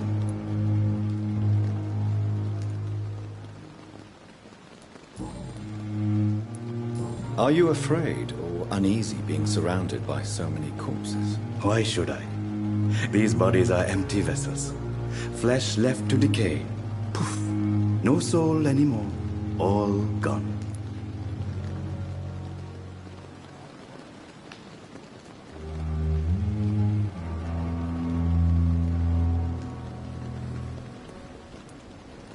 An interesting point of view. And quite an exotic one, too. Most people fear, or at least have a respect, for dead flesh. Sir, as a medic during the war, I learned to face my death and the death of others. It's the pain we have to tame, not death itself.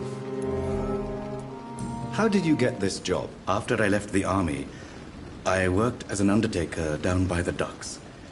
A dangerous place with many an unpleasant business there. Milton Hooks helped me get a job here. Have we met before? I don't think so, sir. Why? When we first talked, you said you were glad to meet me since I was reported dead. Funny story, sir. Your sister came here a few nights ago. You were missing, and she was looking for your body. She must be very relieved now. Since you're not afraid of dying, do you believe in life after death, Rakesh? No. I believe we must do all the good we can while alive.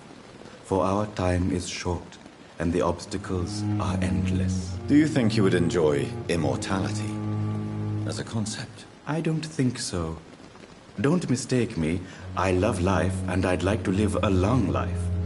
But everything has to decay, sir. Even goodwill. Do you really believe goodwill cannot last? As I said, sir, everything decays. If I was to never die, goodness, I would be bored or worse. And I like to be helpful, sir. Quite depressing, wouldn't you say? Yes.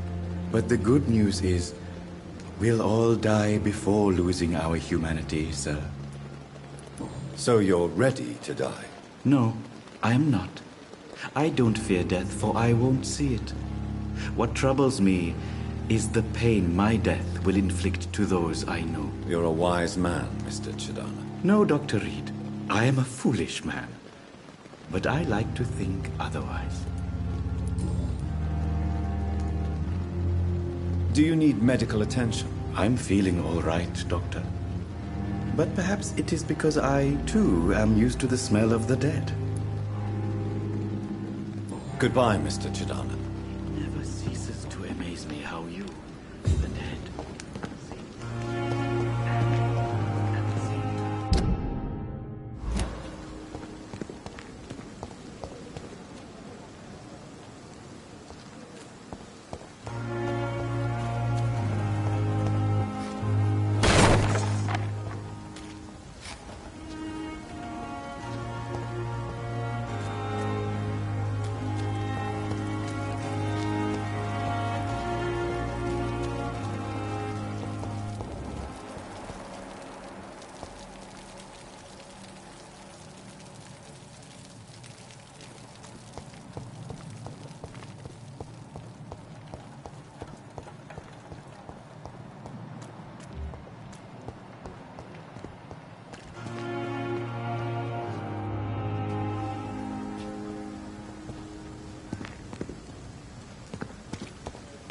It's locked, all right.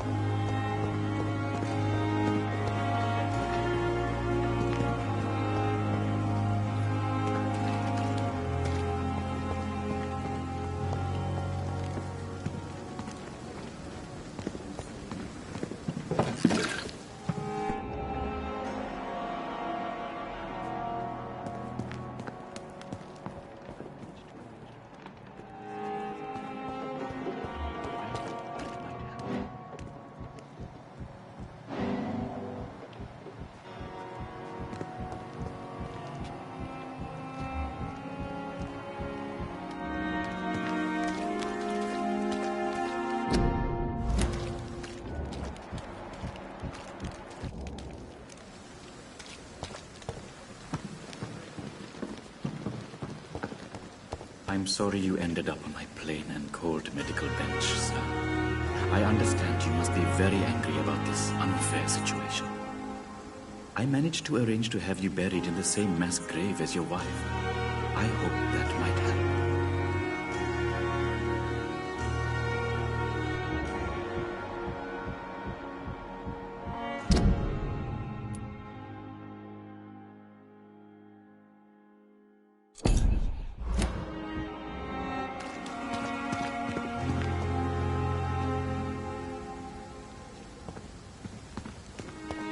It's locked.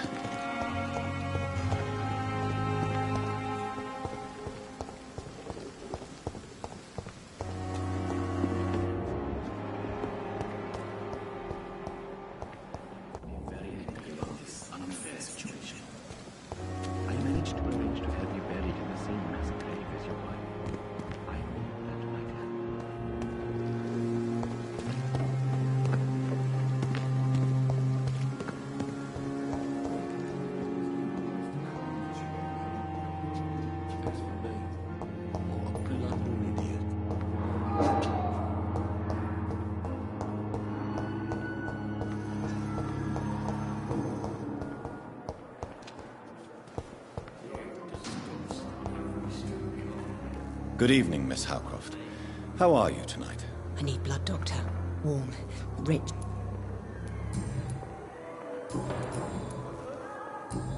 I'll leave you, Mistress of the Dark, to your nocturnal activities.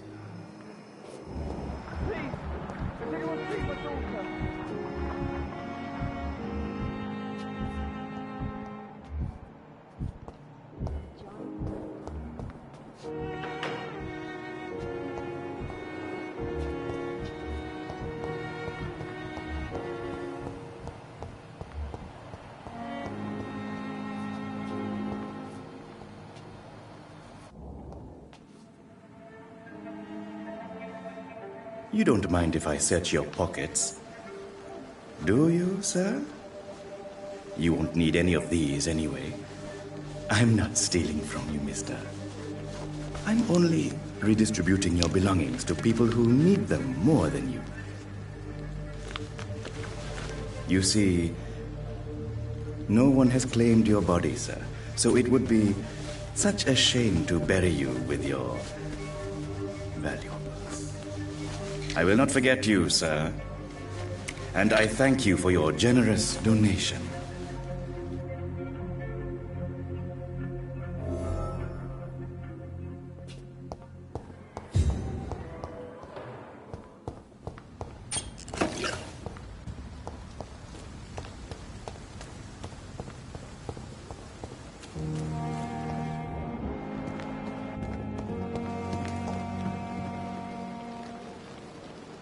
Good evening, Dr. Reid. Such a pleasure to see you again.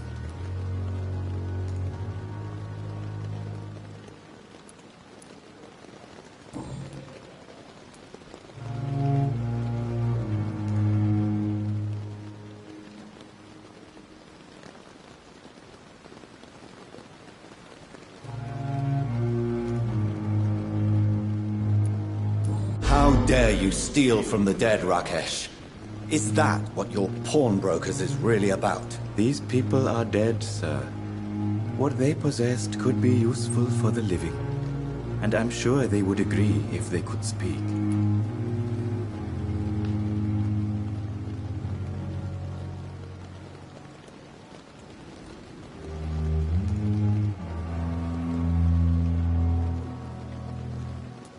You may be right, but you'll go to jail if you're caught. If ever I have to go to jail, I'm sure I'll find a way to help people there, too.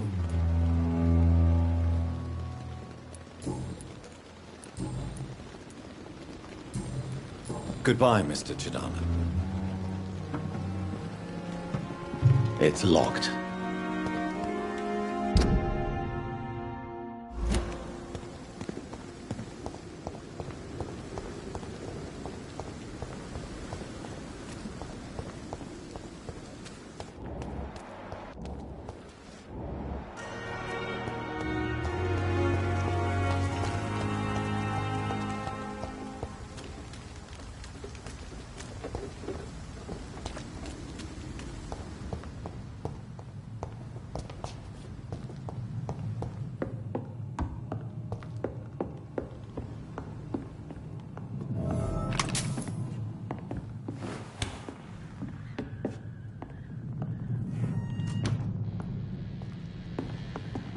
Stay away! Lilith!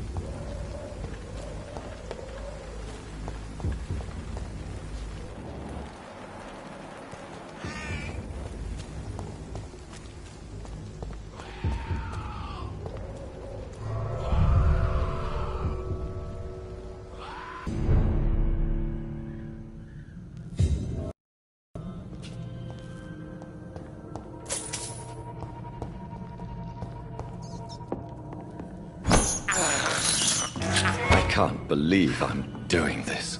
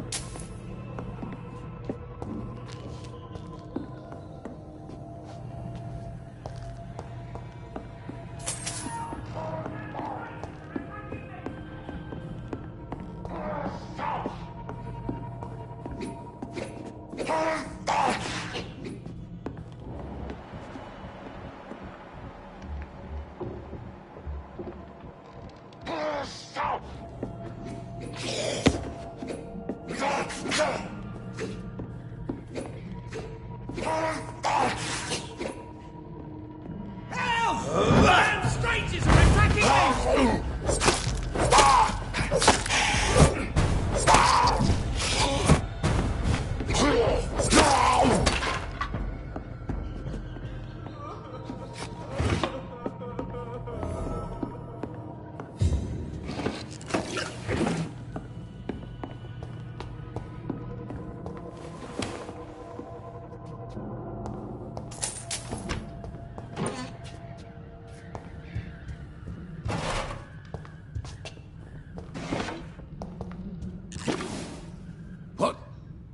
What happened? Who are you? It's all right, sir. You're safe now. Oh, a fellow Englishman. Thank you, sir. For a moment, I thought those bloody heathens would kill me. What are you doing here? This place is not safe. Yeah, it's a cesspool, but it's mine. I came to collect some overdue rent, but those who still live here have gone completely bonkers. You're very lucky to be alive. Yeah, filthy immigrants. Fucking savages, every one of them. And now with this bloody fever, they're just animals. You can find safety of sorts in Whitechapel. If you're quick and cautious, you'll be able to avoid the savages.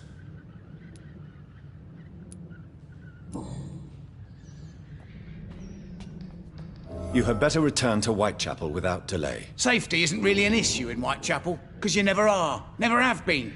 The old place is falling to pieces. But thank you for the advice, sir.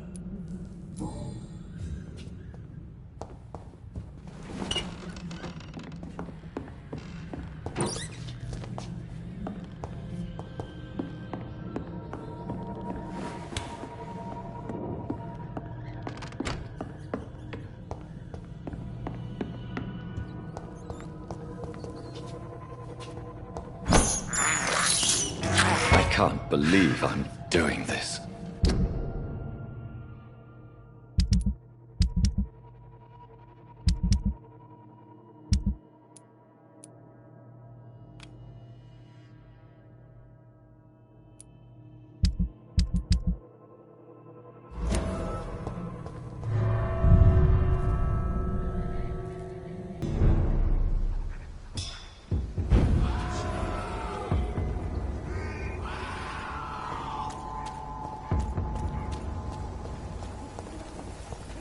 No civilians allowed.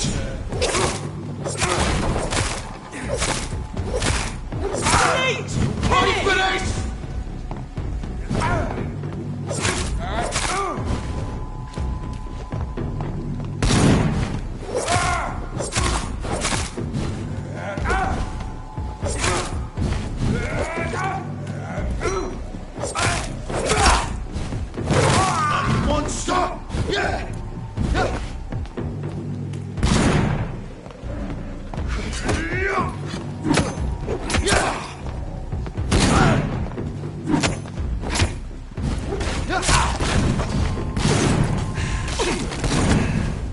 Die, leech!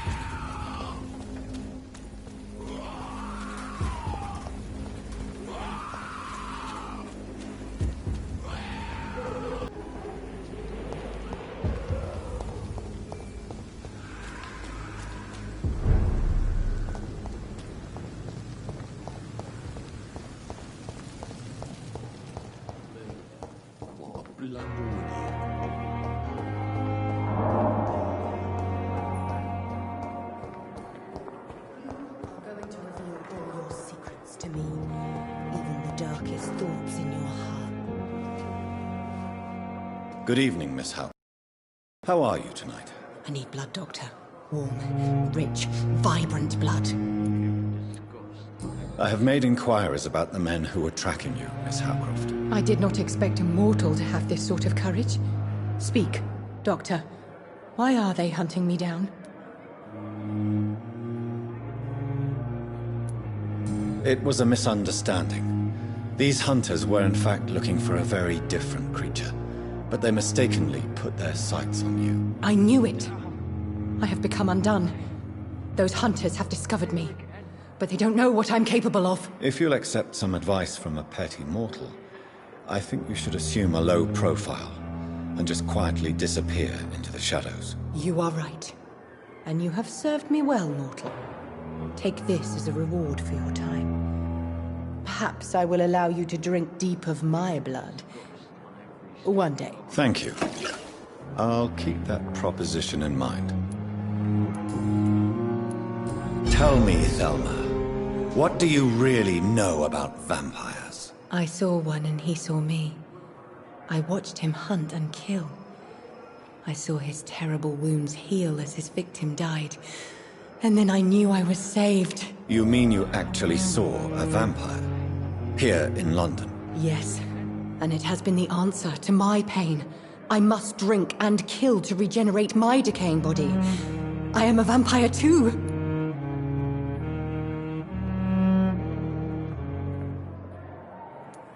You have no idea what problems your claim could cause if heard by the wrong people, Miss Howcroft. You must stop this nonsense, now. Why fear the truth? Strange things live in the dark, Dr. Reid. Strange and ancient beings that were here before this island even had a name.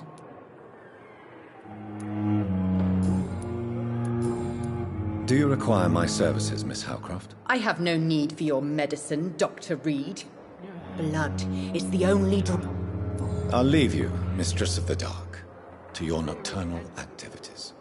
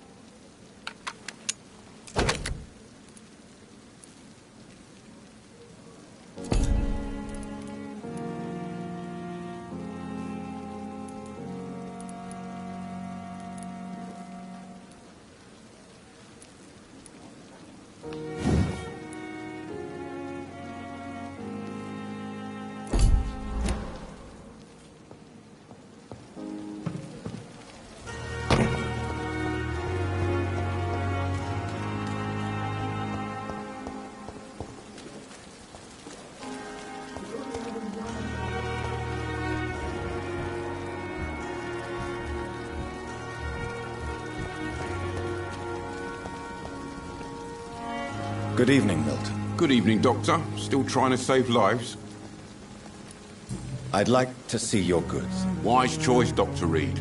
A reliable gun is what everybody needs these days.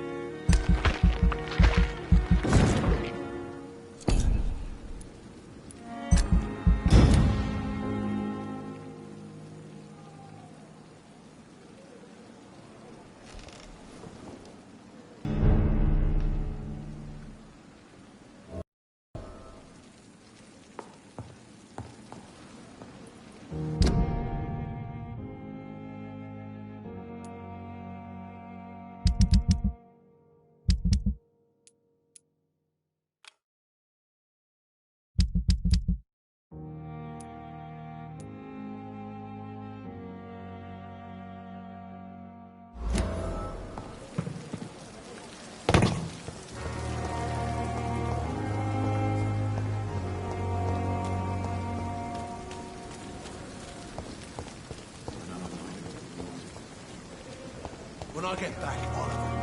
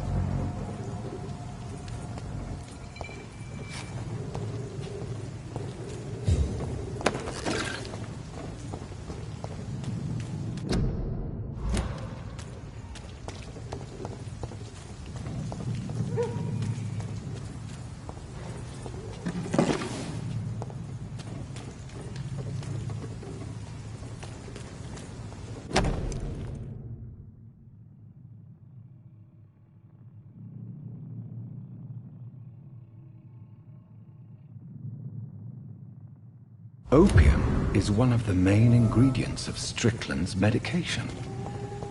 Never a good move.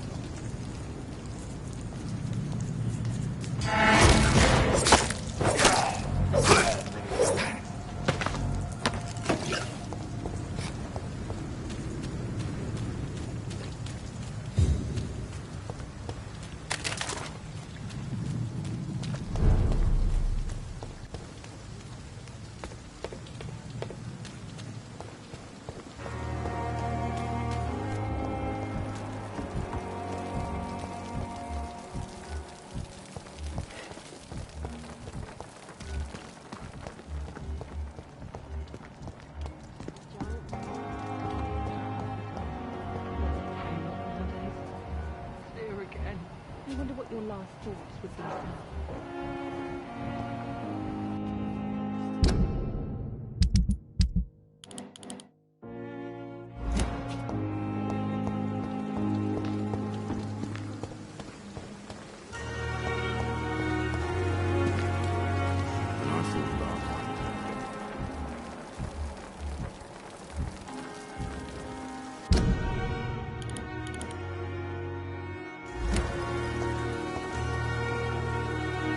Good evening, Milton. Good evening, Doctor. Still trying to save lives?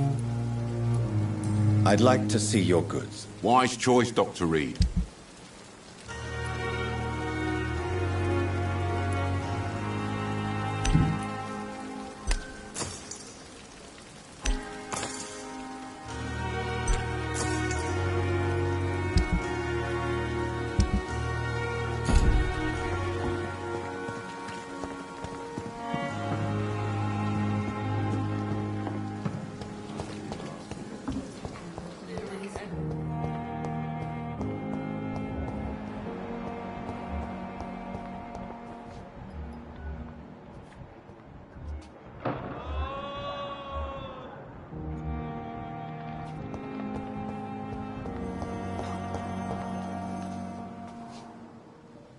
Good evening, Dr. Strickland. And good evening to you, Dr. Reid. Can I be of any help? I located the shop, but it was vandalized, and the owner is missing. All I found was your order. I was afraid of such bad news. People are so desperate they're ready to burgle a shop for drugs. That's quite a list you ordered. Opium, sodium hypochlorite. It can't be just headaches you're trying to cure. This dreadful influenza, of course. I already ran some tests on hopeless cases. Without success, I must admit. Do you realize you could create a lethal poison without the correct dosage? Then there are the legal ramifications. Is this not true of any medical substance, Dr. Reid? However, if you would agree to improve it, I'd be glad to accept your help. As long as you promise to be scrupulous with your experiments, I may try to gather these substances, and even help improve upon the mixture. That's all I'm asking for, Dr. Reid. That's all I'm asking. I want to know about these secret tests you run, and if they can save people from this epidemic. Speak to me now, Thoreau. I know I may sound presumptuous, but I'm just following your steps, Dr. Reid. I'm casting away the shadows of ignorance by daring to face them. Self-confidence is essential in our line of work, my young colleague. But only if tempered with the correct amount of cynicism. But you never doubt yourself, Dr. Reid. I've read all your articles and books. You performed the most daring research during the war.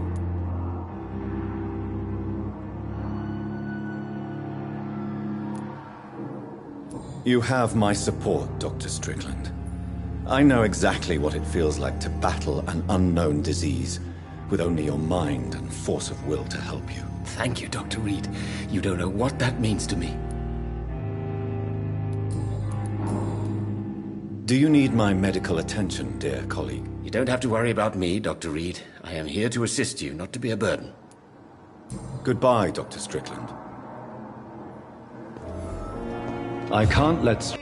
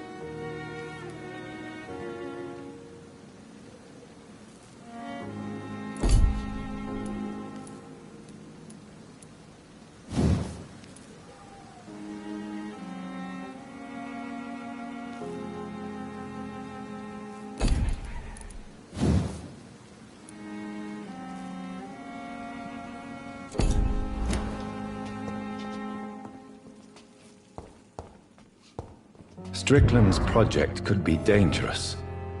I have a mind to report him to Dr. Ackroyd.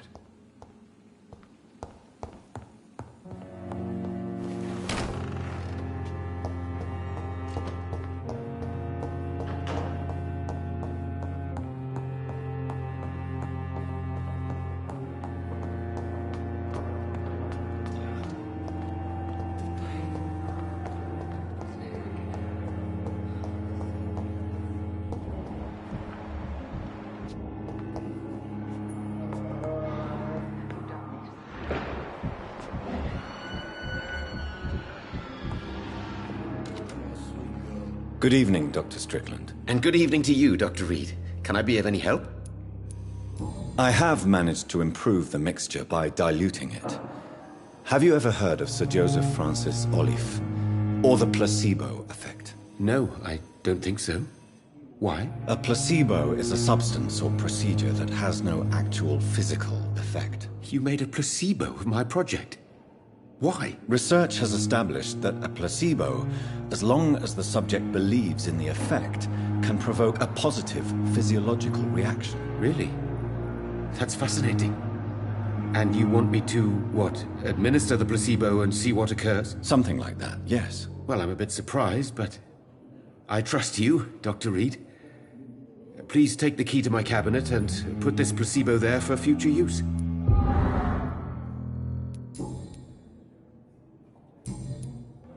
Goodbye, Dr. Strickland.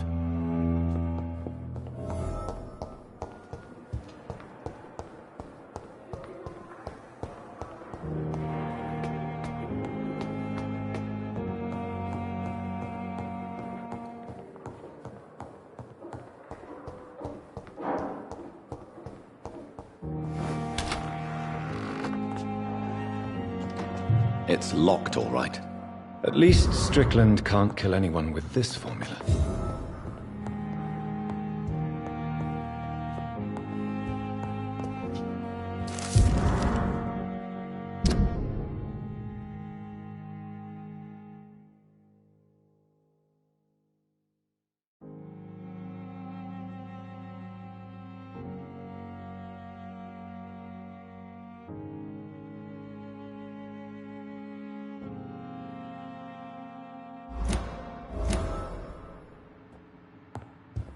It's locked.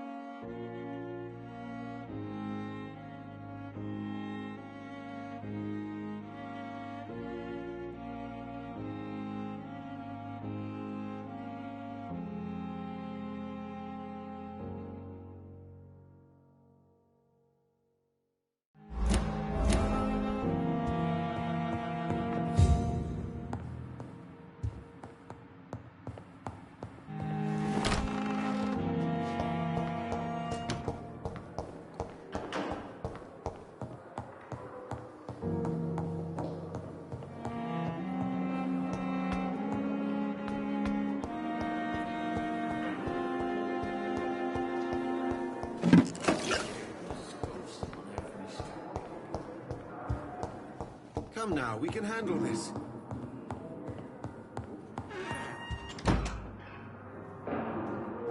It's locked.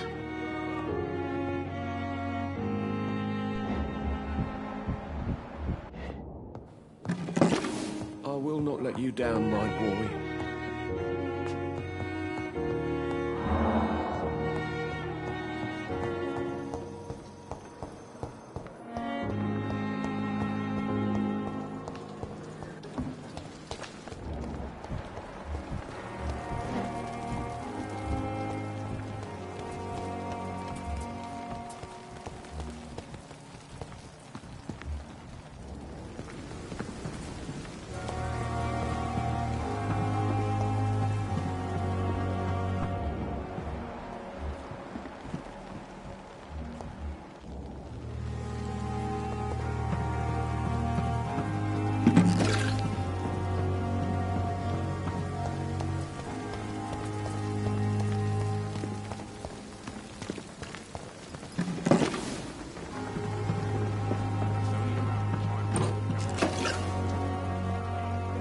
Good evening, Nurse Brannigan. Good evening, Doctor. According to the report I read, your unprofessional conduct put a patient in danger, Gwyneth. That's not true. I know when my patient's life is at risk, and I'm more competent than a lot of doctors that I know. Problem is, I'm a woman. I don't see what your gender has to do with your abilities, Nurse. Yes, nurse. Because I'll never be a doctor, no matter what my skills. I could make a decision that could save a life, but oh no, that's unbecoming conduct. Have you heard of Elizabeth Blackwell? She was the first woman listed on the UK Medical Register. Change is slow, but it will come. And you will always have my support. To have the right to study shouldn't be determined by sex, skin, or wealth. That's all I'm saying. Goodbye, nurse. Call me if you need assistance.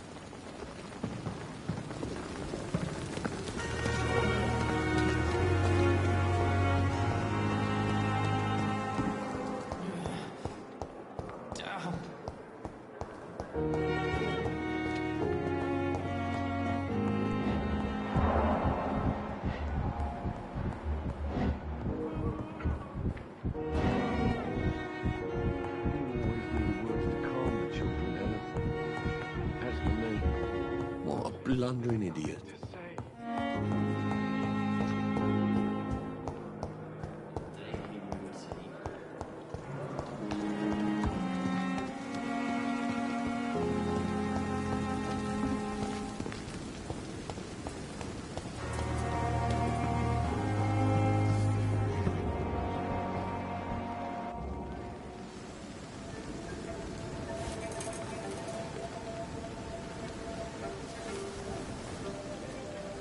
How can I be sure I'll not find your unconscious body in the house again? I promise you'll not find my unconscious body. For God's sake, how can you say such a thing? How can you refuse to listen? I tried to warn you for so long. No, I won't let my only son die. You promised me you'll stay alive. Your son lied to you, like the whole world lies to us.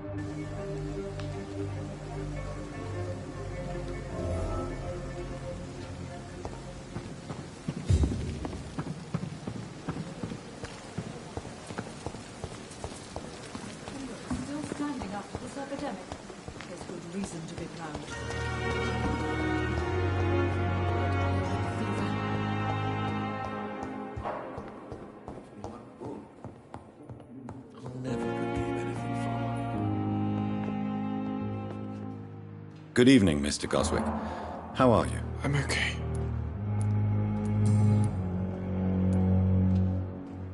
Your medical report says you're not affected by the Spanish flu. What do you think of that, Mortimer? Does it make me happy? Not in the slightest. If it was up to me, I would have left this place long ago. I know I don't belong here. And why do you think you don't belong here? I know the staff have more important things to do than look after me. There's plenty of patients here who need their attention.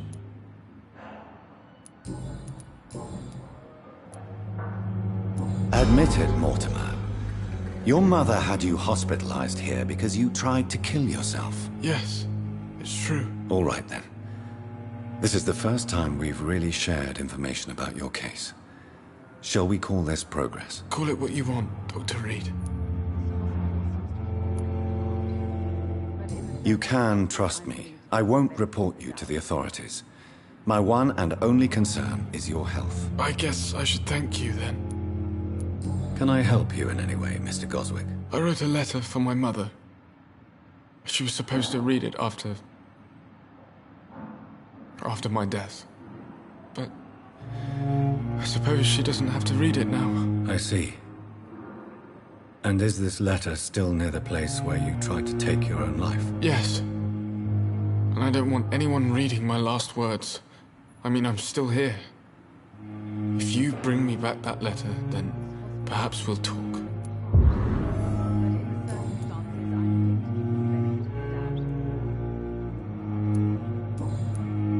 I have to go now, sir. But don't hesitate to contact me if you need any help. Good evening, sir. Doctor. Good evening, Doctor. How is my son doing? I've read your son's medical report, Beatrice. It's not the flu or anything life-threatening. What has you so worried? He was at death's door when he was brought here. I just want him to be better as soon as possible. He's not out of the woods yet, you know. He might need to stay here longer than expected. Take care of him then, Dr. Reid. People here only seem to focus on contagious patients. I worry my poor Mortimer will be neglected.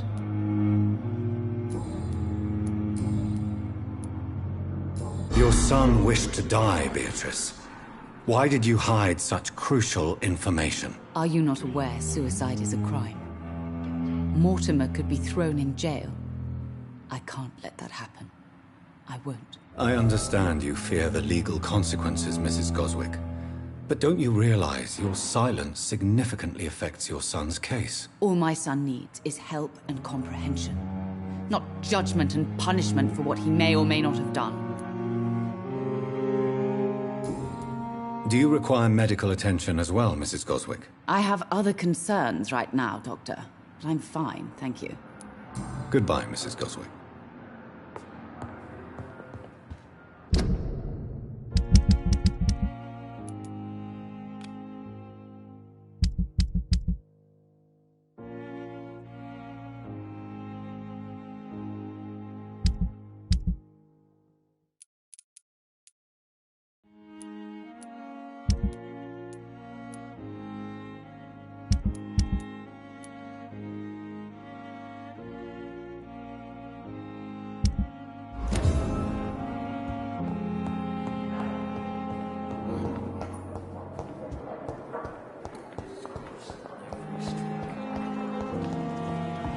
Another night with the glorious battalion of Pembroke.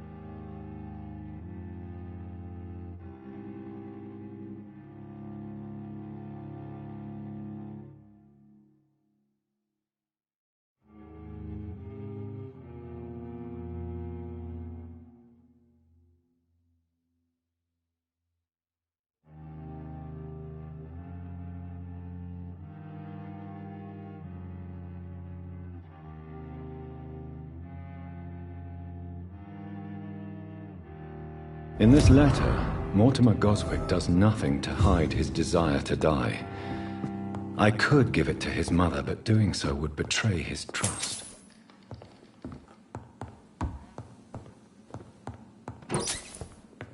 It's locked, all right.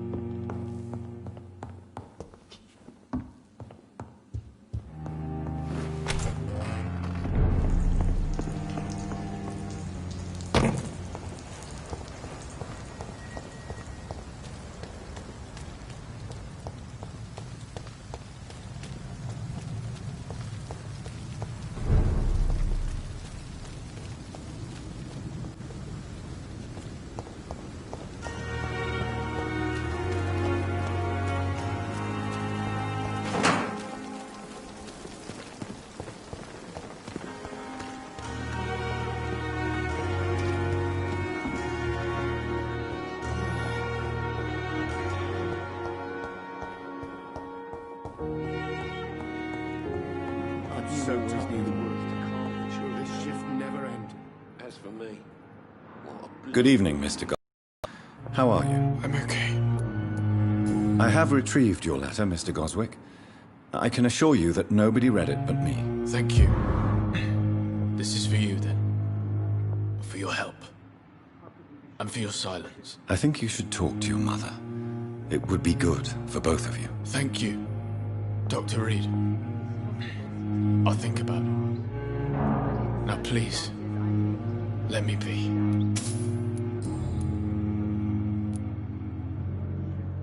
I've read your letter, Mortimer. You wrote about an unbearable feeling of despair while the world crumbles around you. Tell me more about it. There's nothing more to say, really. It's hurtful, it's unbearable, and I don't ask anyone to understand what I feel.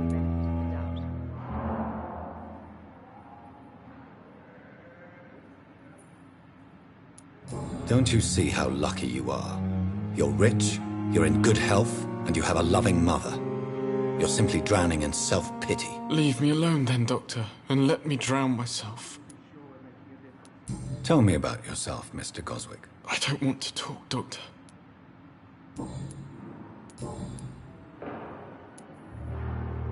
How painful. So painful, I have to go now, sir. I'm all right. Seems to be falling Don't apart. waste your time with me. But it...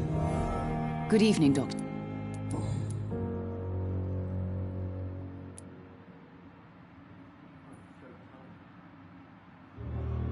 Mortimer is extremely vague as to his motivations for committing suicide. Tell me more about what you know. As you say, Mortimer had no reason to die. All he said to me was that he wanted to make the world a better place, but couldn't.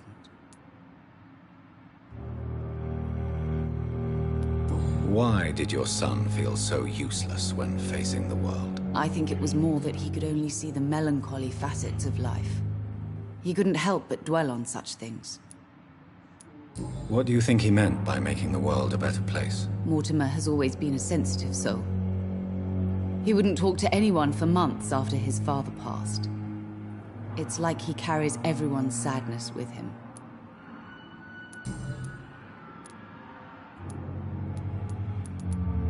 I have read your son's suicide note. It was not an impulsive gesture, nor was it his first attempt. He threatened to kill himself a few times before. But I never thought he would dare to punish me this much. Punish you? Why? I've known for a long time he was not happy with his life. But I always hoped he cared enough to avoid making me suffer like this. Do you realize your son could try to kill himself again? He might succeed next time. I think about it every minute. But I won't stop fighting for my son's future. That's how much I love him. You're right. Your son's death was not fatal. And unlike many on their own, he is lucky to have you by his side. I can't give up on him. I just can't. I have conceded many times in my life, but giving up on my son is something I am incapable of.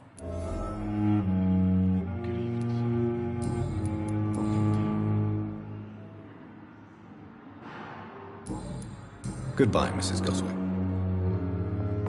This shift never ends.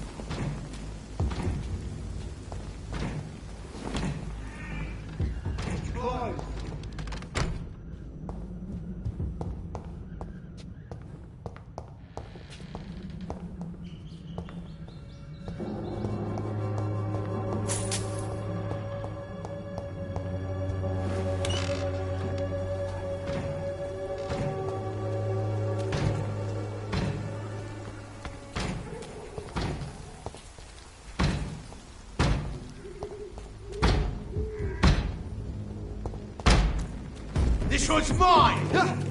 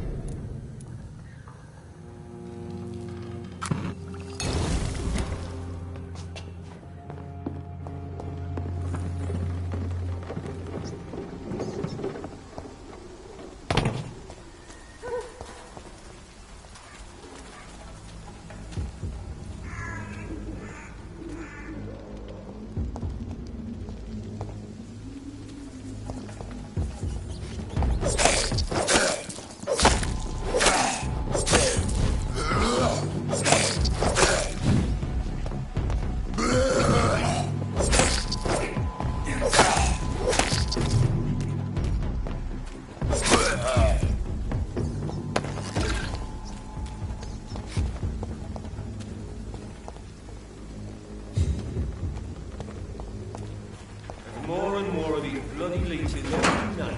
Aye? The guards improve more and more every year. When did you join the guard? This is no place for a... He's mine!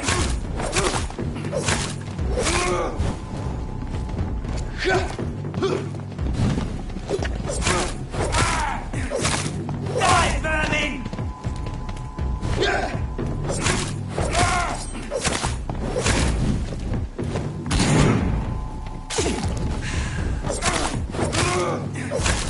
Die, vermin!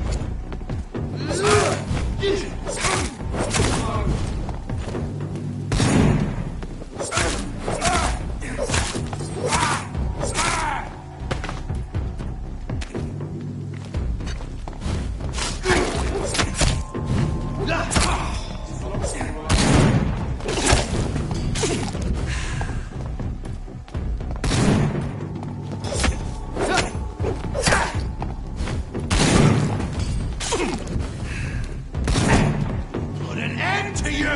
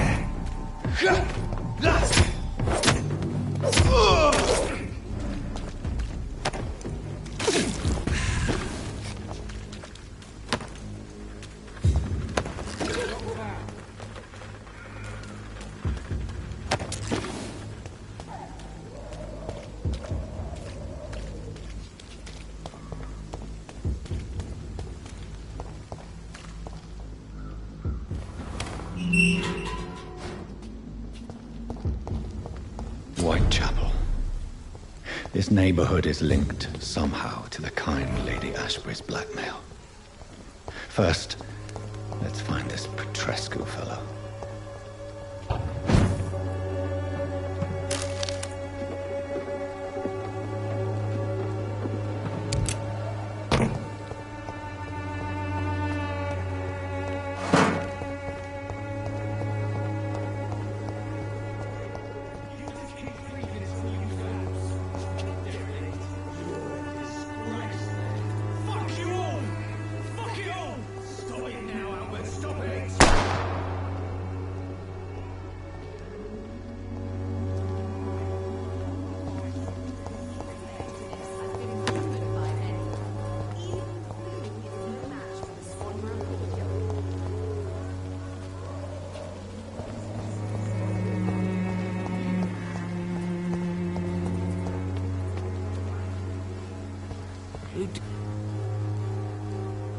Good evening, sir.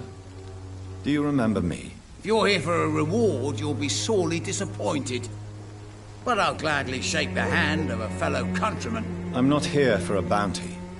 I'm a doctor. Dr. Reid from the Pembroke. A doctor? In Whitechapel? What an opportunity. My name's Bates. Cadogan Bates. Do you require assistance, Mr. Bates? Not me, but your skills could help a lot of people round here.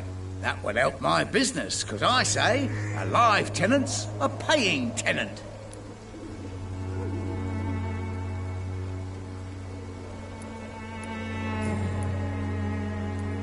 What help could I possibly be to your business? That's simple. I already get good money from all those fleeing the war. Can you imagine what they'd be willing to pay if I could offer medical assistance too? Mr. Bates, do not make me regret saving your life in this quarantine zone. I understand, Dr. Reid, you're from a good family. Don't want to get your hands dirty.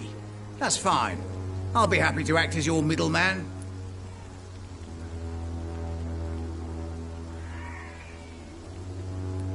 I've no interest in money. Perhaps one night I will visit you and take what I require. If that should happen, there will be no need for a middleman. So it's a no, then. That's too bad. The Reid tonic could have really helped people, you know, save lives. Isn't that what you do? I mean, people buy that Swambra shit. It's unusual to see someone so happy around here, especially considering the current situation. Ha! Why should I be sad now? There've always been wars, disease, tragedy. There always will be. That's an unusual way of seeing things in these trying times. I don't see why I should shed a tear for another man's woes. I'm healthy, and I intend to stay so. What is your business, exactly? I offer fair lodgings for a modest price to the poor and weary of Whitechapel. I see. And what about those who cannot pay? Well, deals can be done, if you know what I mean. Money's not the only currency. After all, I'm not immune to a pretty face.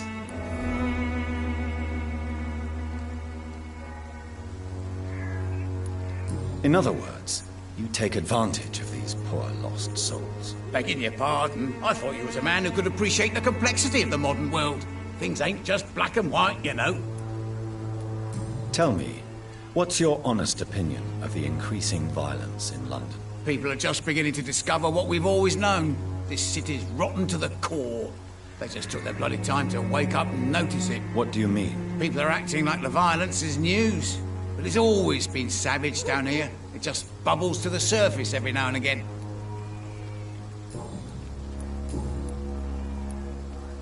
You seem to have recovered well since your attack. Do you ever think about what happened to you? Not much. It was a fucking nightmare. Savages, absolute bloody savages. Their appearance. Jesus. It made me want to puke. You'd better not come back here. I won't be around next time to save you.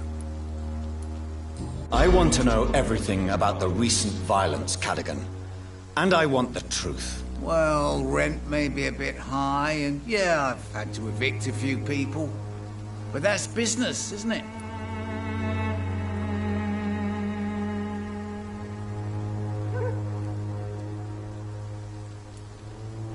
I don't believe even you deserve such a cruel fate, though you have tested my patience beyond its limit. Glad to hear. Nice to know there's another civilized individual in these parts. Not like those bloody savages. I'm looking for Dorothy Crane. She's a nurse. What can you tell me about her? Dorothy Crane. Bless her soul. I really should thank her someday. Has she treated you? No. When I need a checkup, I'd go to a bloody doctor, not some back alley clinic full of sick foreigners. Tell me truthfully, why are you so thankful? By keeping my tenants alive, she's making me a rich man. Every month they live, it's more coin in my pocket. Since I took an oath to help people, can I be of assistance? Well, seen better days, that's for sure. But it was bound to happen with all these refugees about. Infecting you is probably the last thing on these people's minds. Take this, in any case. What? You give me this for free? Don't have a clue about this place, do you? I'm looking for Dorothy Goodbye, Mr. Bates.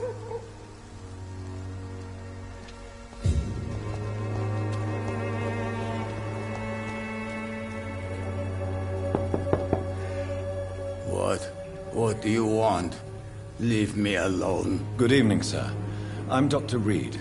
I'm looking for Nurse Dorothy Crane. There is no Dorothy Crane here. Now, goodbye. I'm afraid this medical leaflet says the opposite, sir. Really? Well, I'm afraid I'm going to close this door right now. Go bother someone else, Mr. Doctor. To enter that house, I must discover who this man really is. Maybe I could start by observing what he's up to.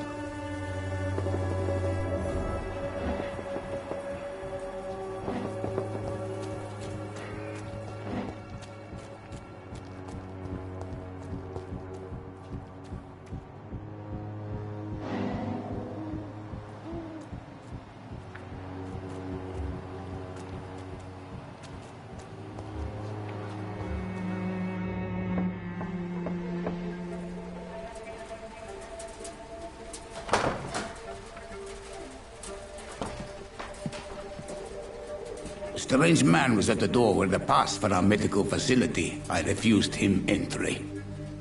Darius, how could you know he didn't need our help? His clothes were too finely tailored to be for Whitechapel. Perhaps just a friend of that stray poet who is always about. Richard Nithercott? No, not of the same cloth, this man. I suspect some machination from that journalist. Clayton Darby. Is he still asking questions? Yes. I saw him drifting around St. Mary's Church. I swear he is tracking me just downwind.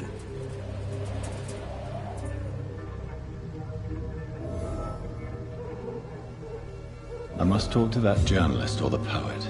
They must know about Darius. Nearby the church they just mentioned. People are talking about this Colossus. Perhaps I should look into it.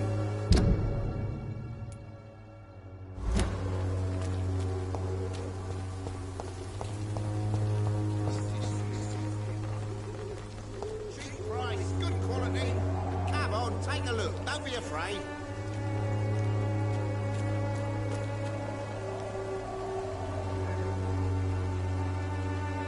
Welcome, sir. Please, take a browse of my wares. I am Dr. Reid. I would like to ask you a few questions, if you don't mind. Doctor? Interesting. I'm Barrett Lewis. Usually I don't have time to waste with talk, but at this hour of the night I can hardly refuse. Have you heard of a nurse called Dorothy Crane? Nurse Crane? So the bitch really is a nurse, then? Always thought she was just some crafty foreigner, that one.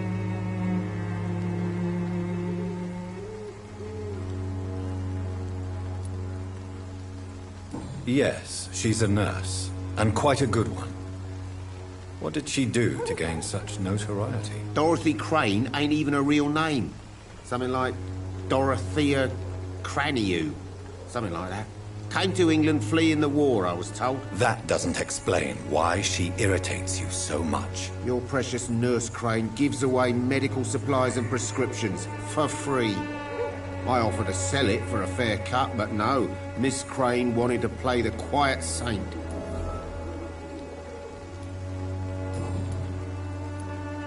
How is business around here? Business? I have no business.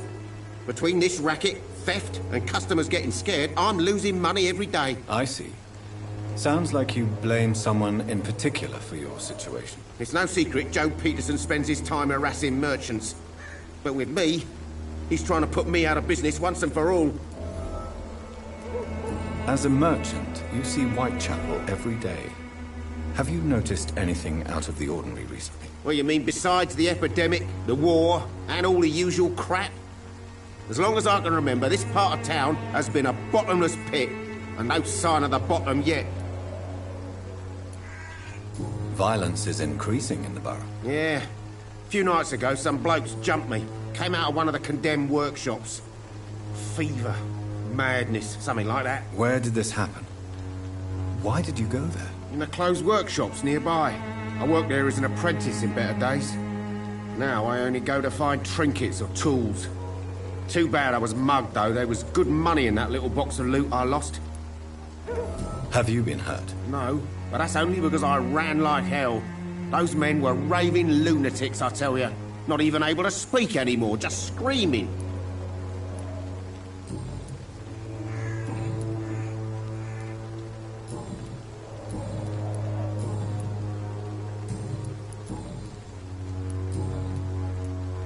Right then. Show me what you have.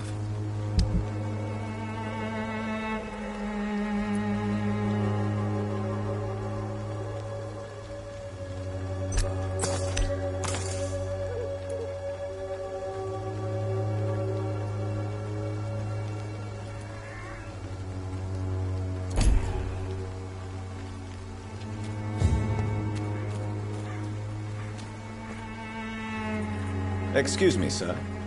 I have a few questions for you. Another journalist?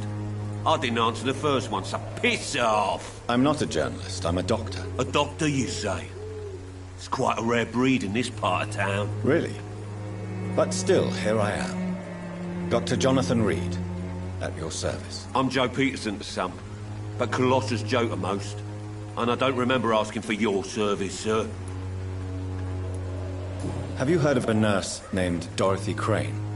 She's a colleague of mine, and is supposed to live around here. Dorothy Crane? Yeah, I know her. One of the few good souls who dare to help the sick around here. Could you please tell me more about her? She's a nice girl. Tries to help the migrants. I offered to give her a hand, but she said my reputation would attract too much attention. According to you, physicians are scarce in this part of town. Why is that? Not familiar with this neighborhood, are you? I guess your fancy colleagues are too afraid of being stabbed in the back. This part of town does have quite a reputation. Would you say it's justified? Totally. Look at me, for instance. I always look my opponent in the eye before knocking him out. May I ask what you do around here? I do whatever I want, and sometimes even more. Now sod off. How did you become the local bully everyone is afraid of, Joe? There's no pride in roughing up poor bastards. But this is the only job I've found.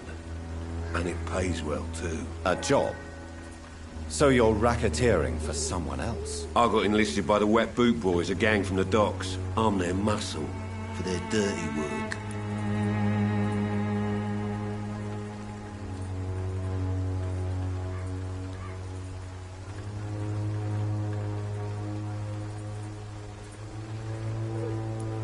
You survive at any cost, even at the expense of others. Perhaps that's just the law of nature. I don't care what you think, sir.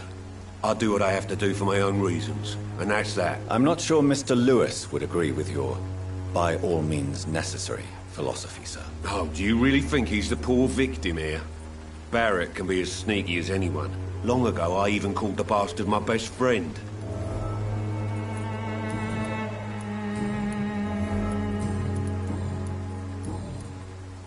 Can I offer you my medical expertise, Mr. Peterson? The name is Colossus Joe.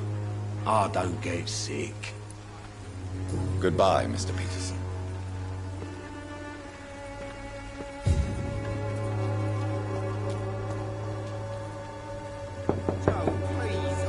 Hello, young man. I'm Dr. Reid, and I would like to ask you a few questions. May I enter, please? Sorry, no, sir. My father does not like people entering our house, you see. Your father is worried about you, boy. He asked me to look for you. So my father actually worries about me, then? Okay, then. Come on in. I'm Harry, by the way. Is there only pain and suffering in this world?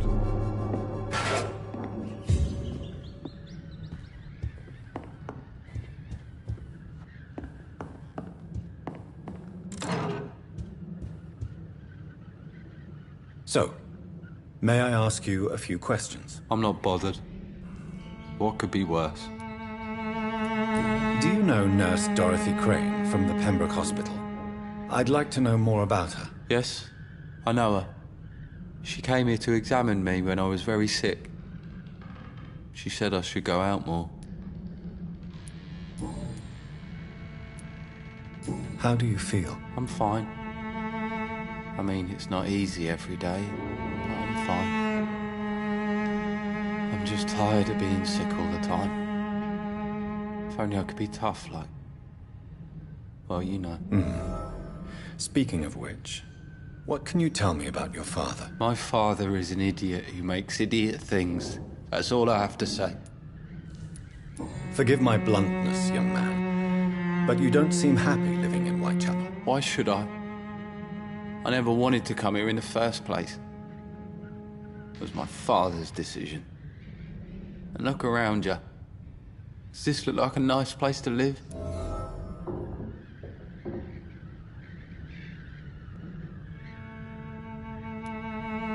You have a roof over your head, a place to call home. Many people here are not as lucky, you know. That's exactly what my father says.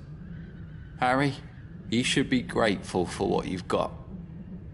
But I wasn't even consulted when we moved here. If life here is so terrible for you, why don't you just leave this place? Have you ever spoken to your father about it? I don't go outside.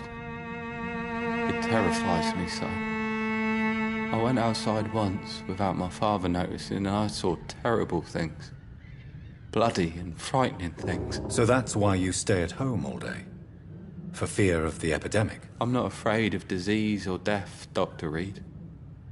It's the living I'm afraid of.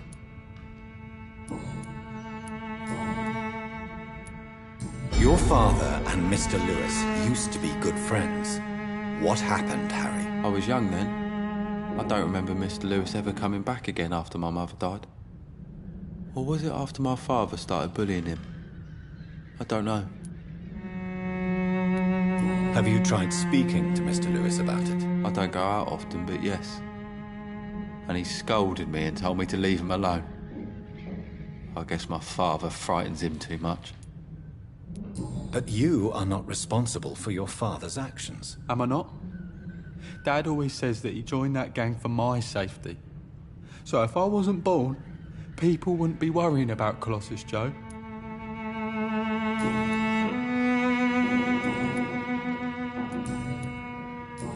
Do you need any medical help, young man? Yes, I do. I feel so tired. I don't know if it's the epidemic, but everything seems so hard. I will see you later. Goodbye, young man. Take care of yourself. Even my dreams are soaked with gloom.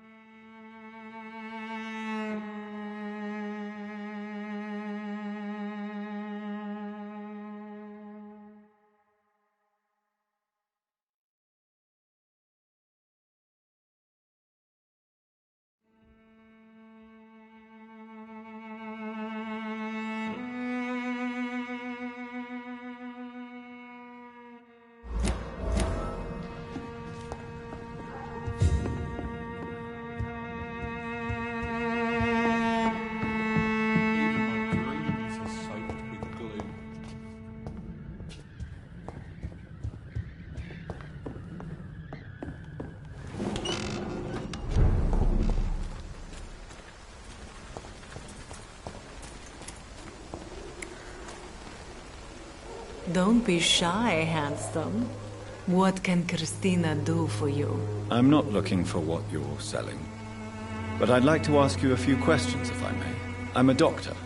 Dr. Reid. All right then, but be quick. Though I usually get paid when I open my mouth. Do you know Nurse Dorothy Crane from the Pembroke Hospital? Anything you can tell me about her would be helpful. I don't know her, but I know her name is Dorothea Crăciunescu. She came from Romania like me and many others. You seem to respect her. Dorothea helps the sick people of Whitechapel. Everyone should respect that. Christina, have you been examined? The epidemic is spreading fast in London, and you could be exposed. Or expose others. I don't like doctors or hospitals, but I don't like you asking questions. Considering your line of work, I assure you it is only a matter of time before you have health issues. If it is going to happen, it will happen. Right now, I need money. That's what's important. You can put your own life in danger, that's your decision. But what about your clients? If you're contaminated, you will put them in danger too. And you think that would worry me? If you knew the men I deal with, their health would not be what you'd worry about.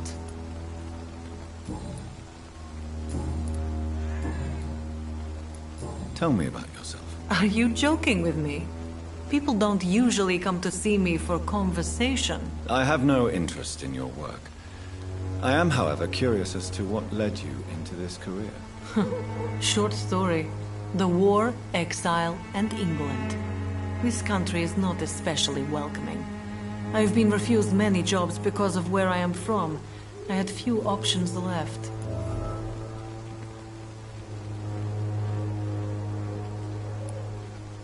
I always thought I was the master of my own fate. But now I know we don't always have control over our lives. I don't judge you. You know, this money is not only for me. I have good reasons to need this money quickly. But it is not your concern, Doctor.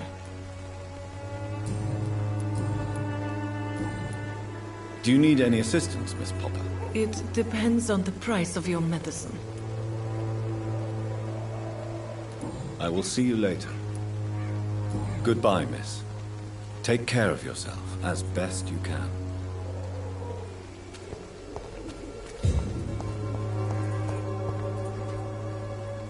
Excuse me, sir. Are you familiar with this part of town? Name's Clayton Darby, reporter. Sorry, I'm new to Whitechapel. But perhaps you could help me since you're a journalist. My name is Jonathan Reid. Dr. Reid, the famous surgeon. I'll gladly help if I'm able, sir. What is a journalist doing in this borough after sunset? He goes where none of his colleagues would dare to go, to inform the country. So you risk your life to reveal the truth. I saw many reporters do the same during the war. Whitechapel is the crucible of so many untold stories and tragedies. I want people to know them. That's quite honorable of you. But is the public interested? Not at all, sir. And that's why I'm an independent journalist, hoping to sell some stories. Why are the newspapers keeping silent about the Spanish influenza? It's as though none of you care. There's a war going on. People shouldn't be demoralized by news of deadly diseases.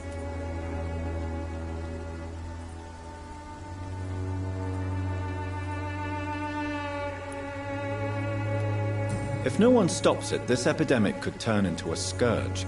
It may kill more people than the war itself. Yes, this is another kind of war, but just as deadly.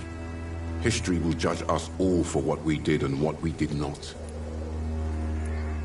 Have you any idea of the danger you face in these streets at night? I've had to run and hide more than once from frenzied mobs incensed by the fever. Do you think the flu is really responsible for this, Doctor?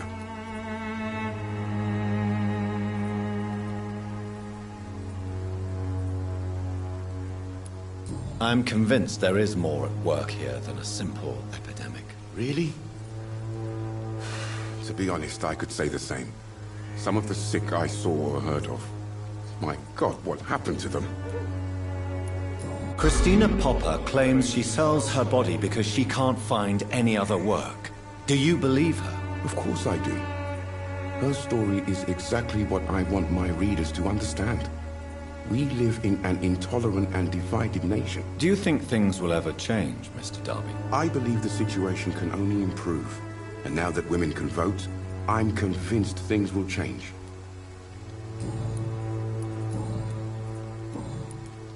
I heard you're investigating an underground medical dispensary in Whitechapel. What do you know about it? Not much, I'm afraid. They are wary of strangers, and I'm not really an acquaintance of theirs. Why do you care?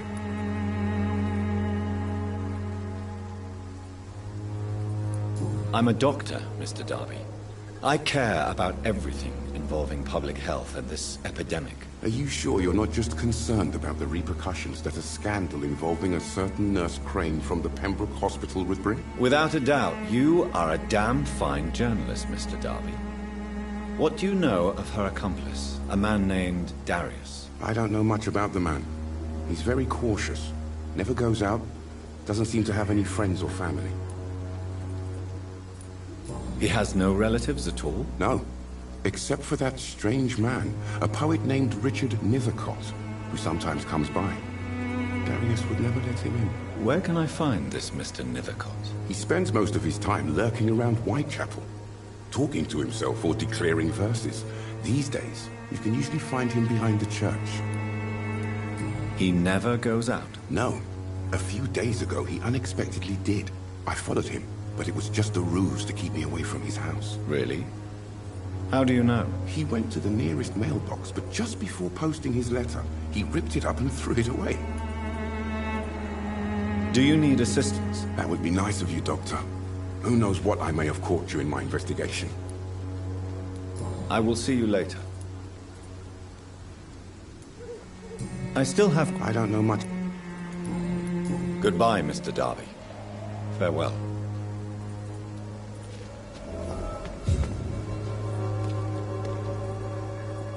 Forgive my interruption. Do not apologize, my son. Father Tobias Whitaker is always happy to teach mortals about the incoming Armageddon. I am Dr. Jonathan Reid, and I just have a few questions. A scientist? You are much more lost than I thought, my son. Do you know Nurse Dorothy Crane from the Pembroke Hospital? I'd like to know more about her. I don't like the liberal ideas of nurses, but I especially abhor that Nurse Crane you mentioned. So, you're not exactly a fan of Florence Nightingale's work. But nurses are essential for modern healthcare. Nuns should be the only women allowed to take care of male patients. It's obvious only they have the necessary moral fiber. Why do you hate Nurse Crane more than other nurses? Before coming to London, she was a member of the communist resistance in our country. That's what happens when you let a woman get involved in politics.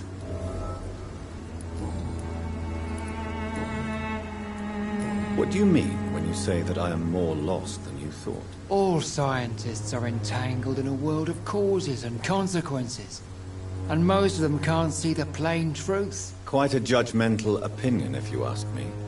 But what do I know? Blinded by science as I am. But you are seeking answers, aren't you? Answers about the Armageddon about to strike the city. Answers about the hidden truth. I am. But the answers I seek are based on facts, not superstition.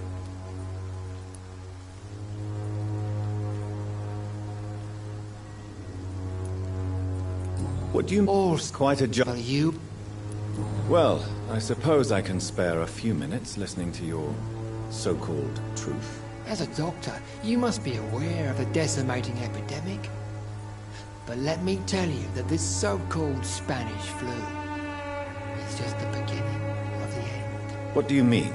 The beast is finally revealing itself, corrupting the flesh and the heart of men.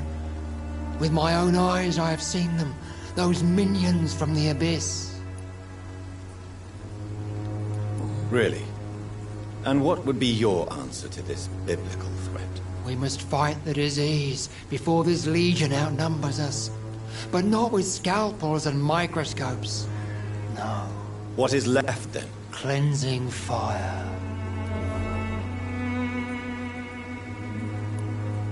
Tell me, Tobias, what exactly is your plan concerning the cleansing of this city? God will recognize his own.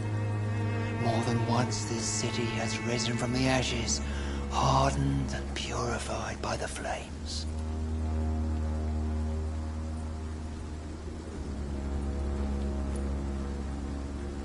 Purification by fire has proved useful, but where do you stop? Burn the clothes? The buildings? The corpses? Worse? Your lack of faith is predictable.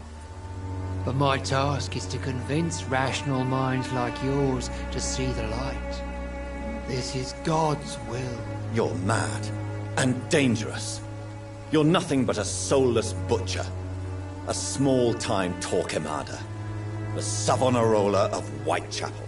My son, if you think salvation is a free gift, go listen to the lies of that pompous fool, Joseph. Joseph, a fool? Vicar Larrabee of St. Mary's Church. While he continues preaching his fraudulent redemption, more and more people die in the streets.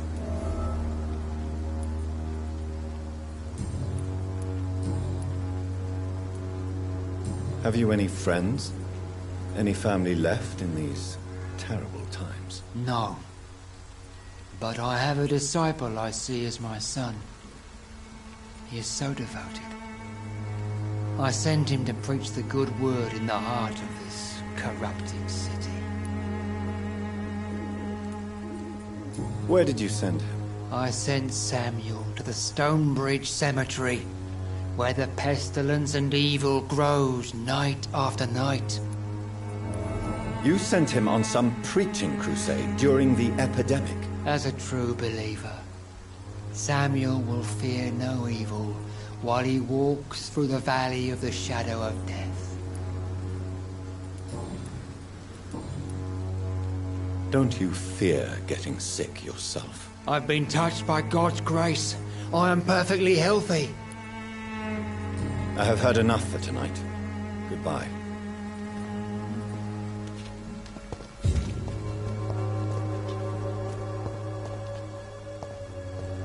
The walls of your home will not protect you. Good evening, Doctor. Goodbye.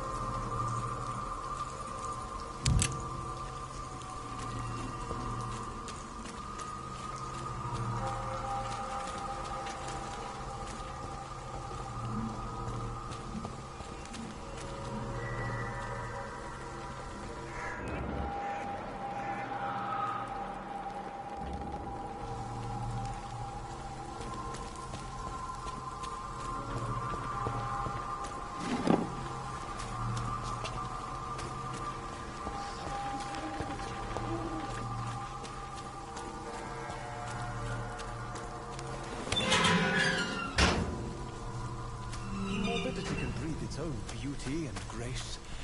Whitechapel is not just disease, desertion. Good evening, sir. I'm Dr. Reid. I would like to ask you a few questions. Please be my guest. Although I may not be the best informant regarding this part of town, my words speak about that which the eyes cannot see. Really? Are you an artist of some kind? I'm a poet, sir. Richard Nethercott, at your service. Are you aware that your life could be in danger in this part of town? But this is where I must be to feel the real beat of the city. I had to come, see it for myself, alone. I understand your need for solitude, but it's not safe around here. I don't care. I don't have many friends, Doctor, and my family despises me. If some misfortune came upon you, who would be here to help you? Well, you, for a start, my dear Doctor. May I ask what you're doing at this hour of night, sir? Do you live here? Not at all. I'm just enjoying the pleasure of a quiet walk. Though night talks are always preferable, if you ask me. Especially with strangers. But are you not afraid of the epidemic? Oh, why should I? I see some equity in the Spanish flu. No flesh should be saved, say the scriptures. Good or evil, rich or poor, all are equal in the eyes of the flu. If you say so.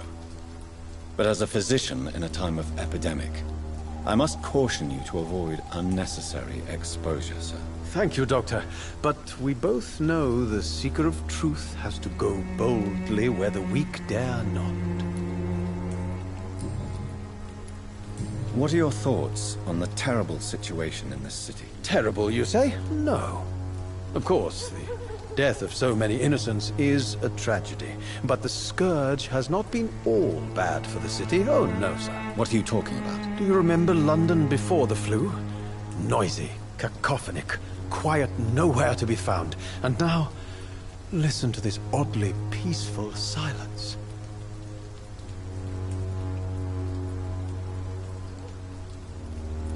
Yes. The enjoyable silence of the grave. You have a unique perspective on the situation, I must admit. Most people fail to understand my perspective. I don't blame them. But how could I call myself a poet if I veiled my feelings? Tell me, Mr. Nethercott, why seek inspiration in Whitechapel? The place is not beautiful per se, but how to explain it? Stirring and challenging.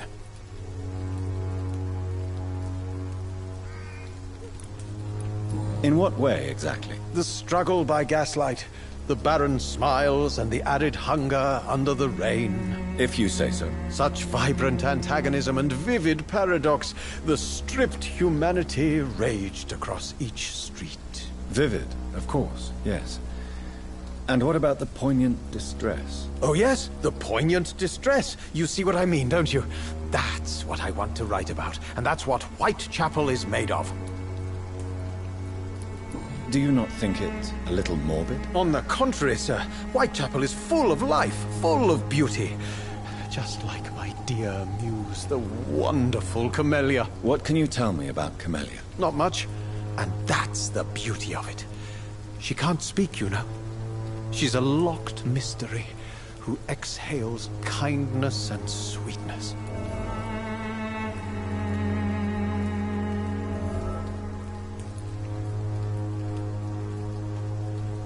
And have you ever tried to learn more about her? Where she lives? How she survives? Whom she may know? Maybe I prefer she remains an enigma. Reality can be so dull, don't you think? Perhaps you're just afraid to find out the truth about your muse. One day, perhaps, I'll ask her to come with me. But will she still be my wild flower of Whitechapel if she moves uptown?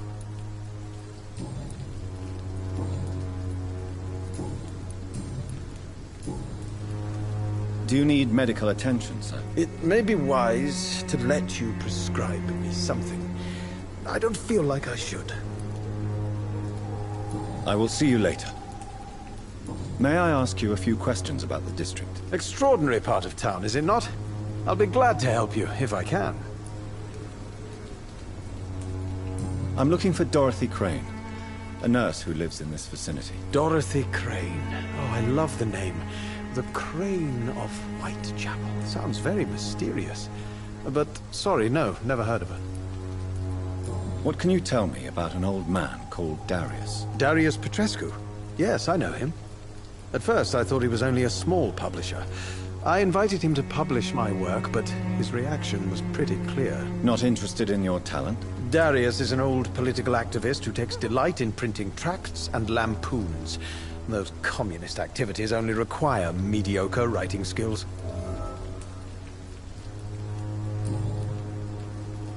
I'll leave you alone, sir.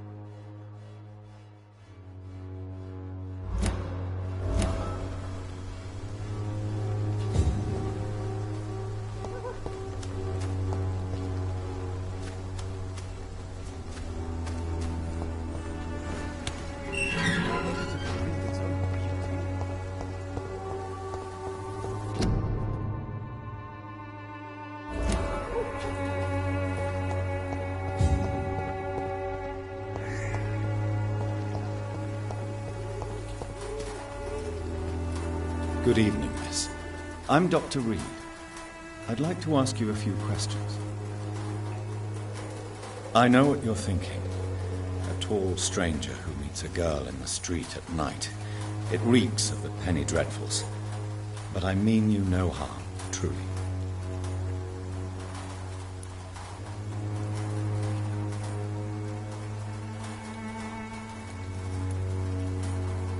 I know you understand what I'm saying.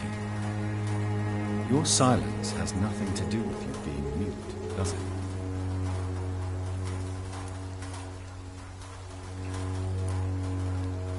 Camellia, I know you work for Dorothy Crane. Please tell me about her secret dispensary. A stubborn and mute comrade. Nurse Crane and Darius Petrescu have been clever. Tell me about Richard Nethercote. I understand he is quite fond of you, Camellia. You don't seem to need my medical attention for now. Very well. Goodbye then.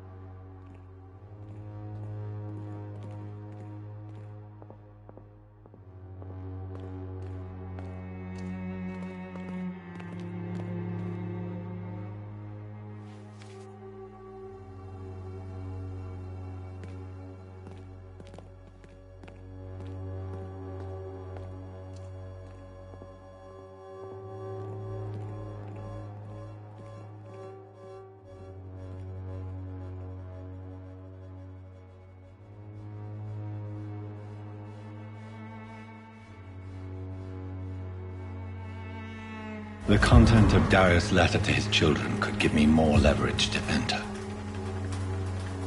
Darius is a bit less of a mystery now. It should not be that difficult to incite him to let me in.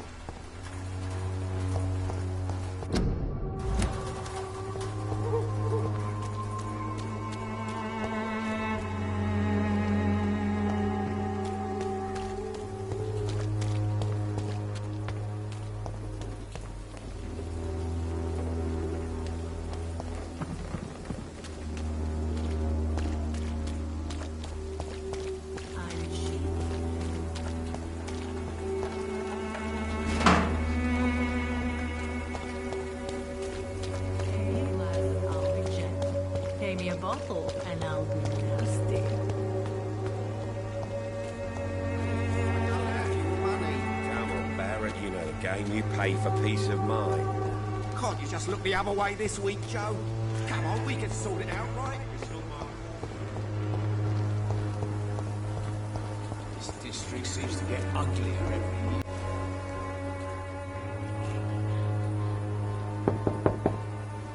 Mr. Petrescu, just 1 minute, please. You again? Go away.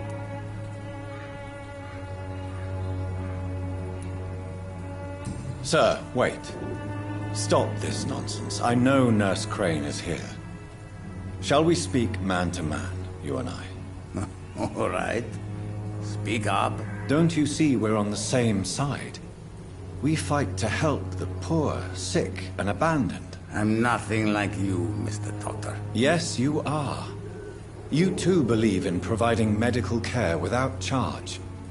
You know what we have to sacrifice to make the world a better place. I have to admit your words have conviction. All right, I'll let you see Dorothea. Don't make me regret this, though.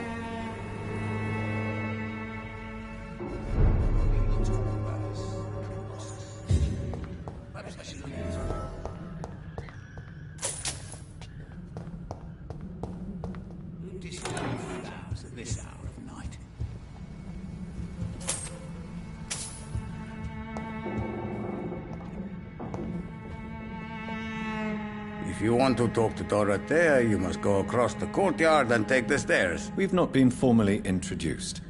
May I ask your name and occupation, sir? I am Darius Petrescu. I'm here to keep snitches and spies away from Dorothea. And I also run this little print shop. Did you refuse to publish Richard Nethercott's previous works, Darius? Yes. His manuscript is as pompous as he is starched.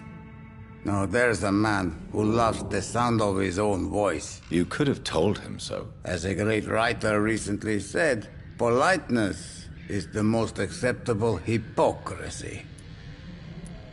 So Dorothy's real name is not Crane? Like myself and many people in this area. Dorothea is from occupied Romania. That's all you need to know. She seems important to the community. More than you can imagine. The West End does not want to hear of Whitechapel's misery. Dorothea is one of the few doing something about it. Tell me everything you know about Camellia, the mute florist. I do not believe in the afterlife, Doctor, but I'm almost convinced Camellia is an angel. She volunteered to give out our medical leaflets. Are you not worried for her safety? She is as brave as she is tough, and clever, too. If only I had met her when I was younger. Are you in love with Camellia, Mr. Petrescu? Don't be stupid. If I had met her when I was younger, we could have won our revolution. Who is she, really? Do you know where she's from? She's not from around here, that's all we know. Camellia is not even her name. It's her favorite flower. You say she has no close family? Well, there's that awful poet who constantly follows her around like a lost puppy. A good man for sure, but a very poor writer. Tell me everything you know about Camellia, the mute florist. Are you... Don't... Who is she? You said... Well...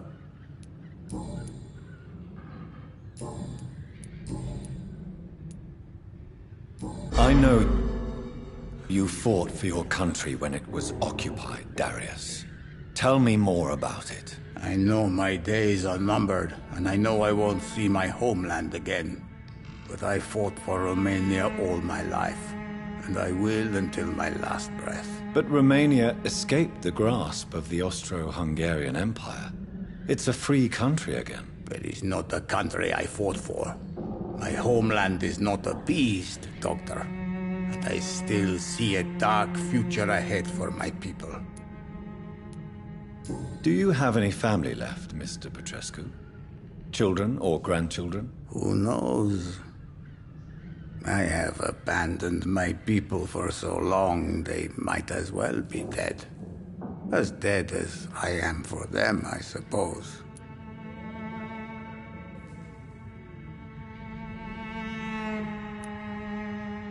This war won't last forever.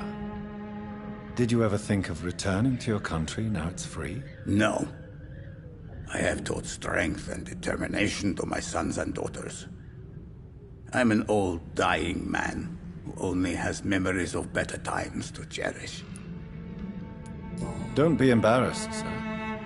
If you must know, my own father disappeared many years ago, and I forgave him. It's quite awkward to talk about our families like this, but thank you, Dr. Reid. I appreciate your trust. How did you meet Nurse Crane, Darius? Why does she trust you? I'm her oldest friend in England.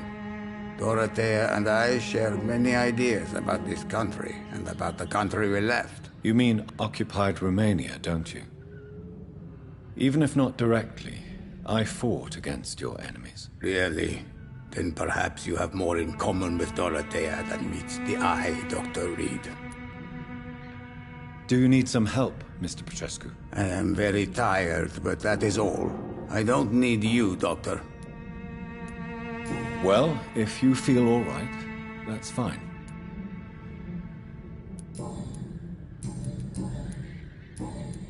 Goodbye, Mr. Petrescu.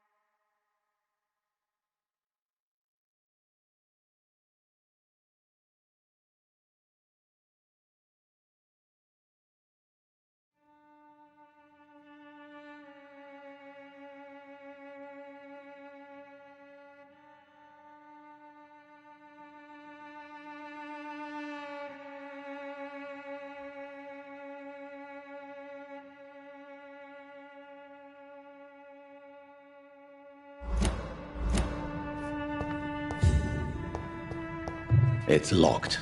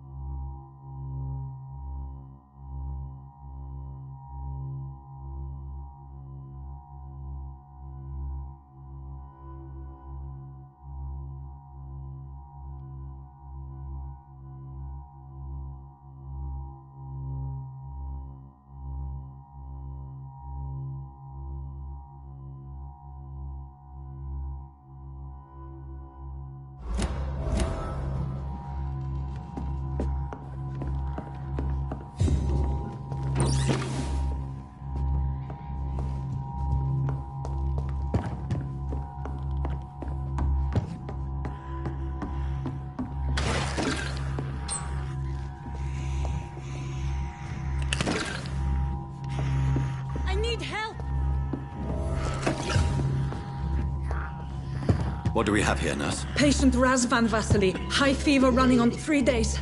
Complaints of dizziness, muscle aches, and head pain. Diagnosed with influenza. Treatment? Aspirin. Liquids for dehydration, but he's having trouble keeping even water down. Thank you, nurse. Anything else I should know? He did lose consciousness this morning. He's not convulsing, he's choking. He's not getting any air. Scalpel! Hand me that scalpel! What can I do, Doctor?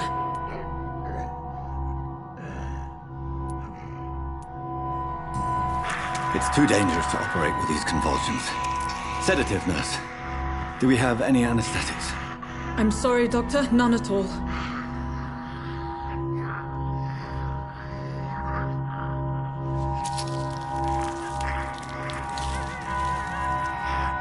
I need to perform a tracheostomy. Short pipe. That rubber tube will do. We're going to cut a passage for air through the neck. Yes, Doctor. He's breathing again, but he's coughing up blood. Internal hemorrhaging. I need to make another incision into the chest cavity to drain the fluids from the lung.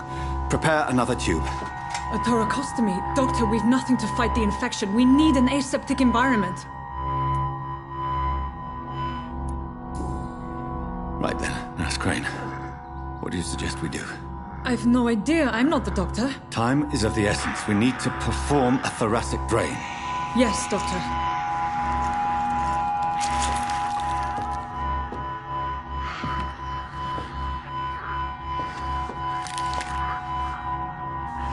He's still bleeding, Doctor.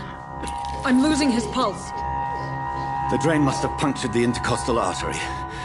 There's too much blood. Are you all right, Doctor? I can't see.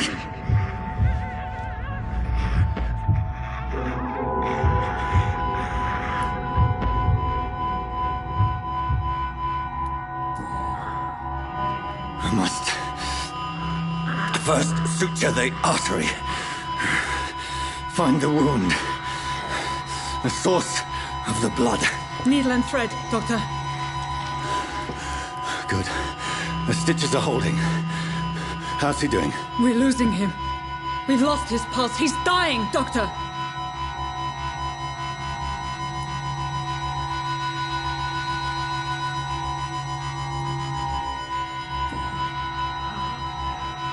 A dose of epinephrine, now. Yes, Doctor.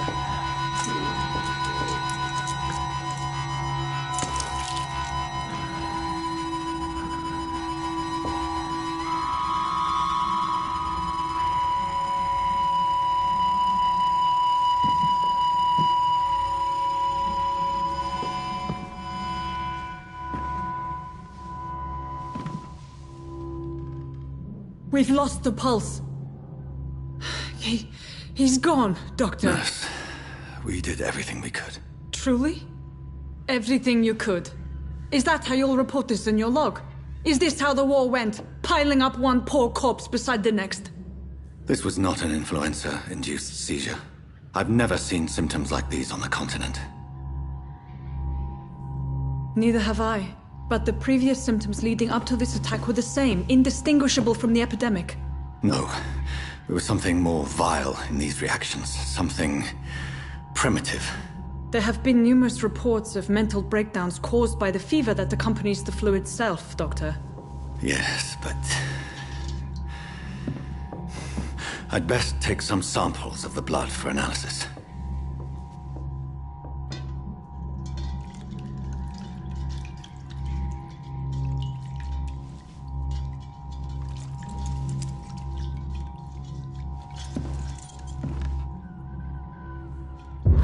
You're here to test my bedside manners. I suspect it was more than intuition alone that led you to us. So, how might I be of service, Dr. Reid?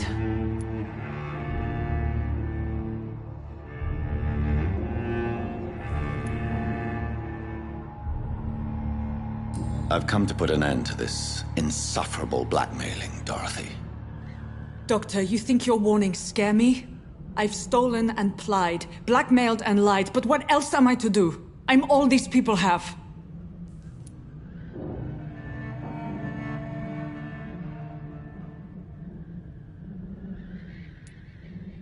Dr. Swansea is a sensible and honest man. He wouldn't have refused your friend's care at Pembroke.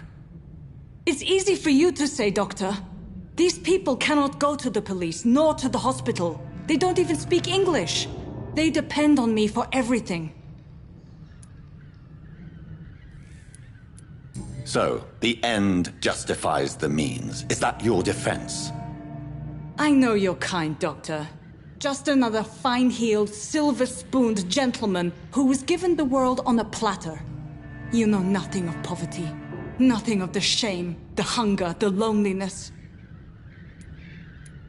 But why Lady Ashbury? Why her, of all people? She's pristine and proper, all right. But that she-wolf in sheep's clothing murders the poor for sport.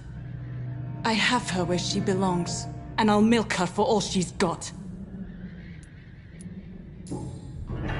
You've convinced me of the sincerity of your actions and their noble justifications. But all the same, blackmail is a crime, and it will stop, Nurse Crane. So, are you going to turn me over to the authorities?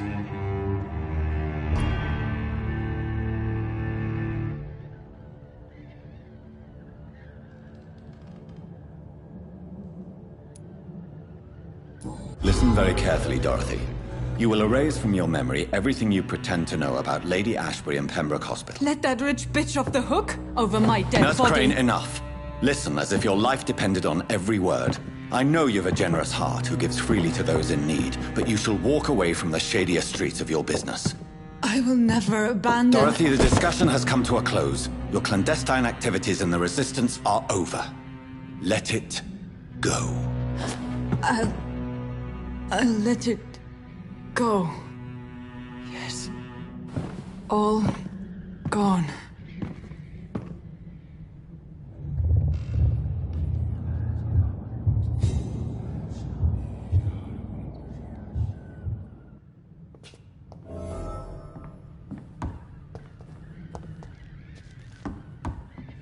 It's locked, all right.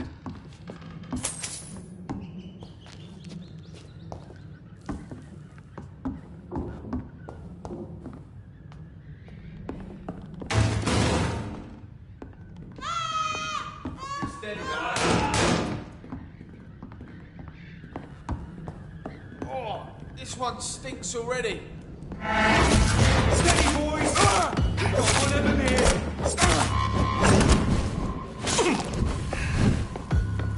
That's gonna hurt!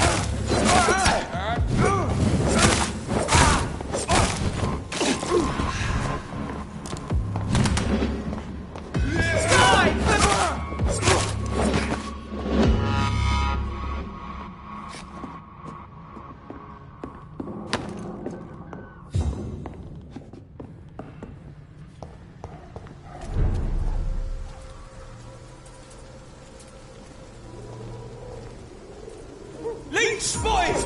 Watch out!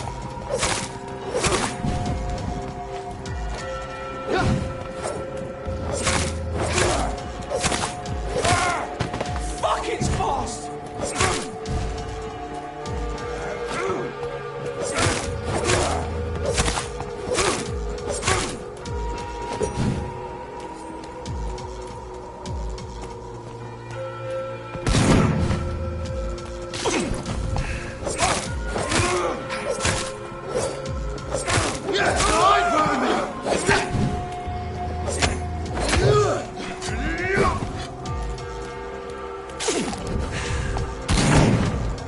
Bloody monster!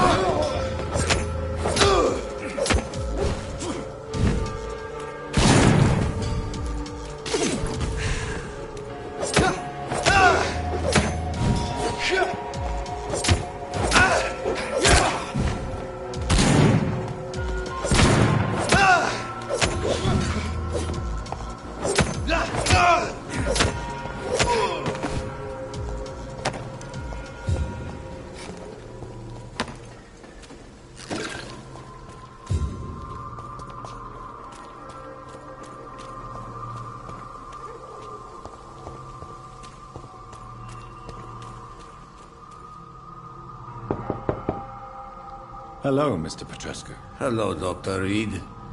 Come on in.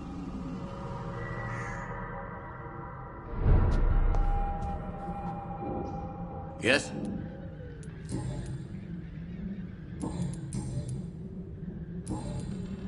Goodbye, Mr. Petrescu.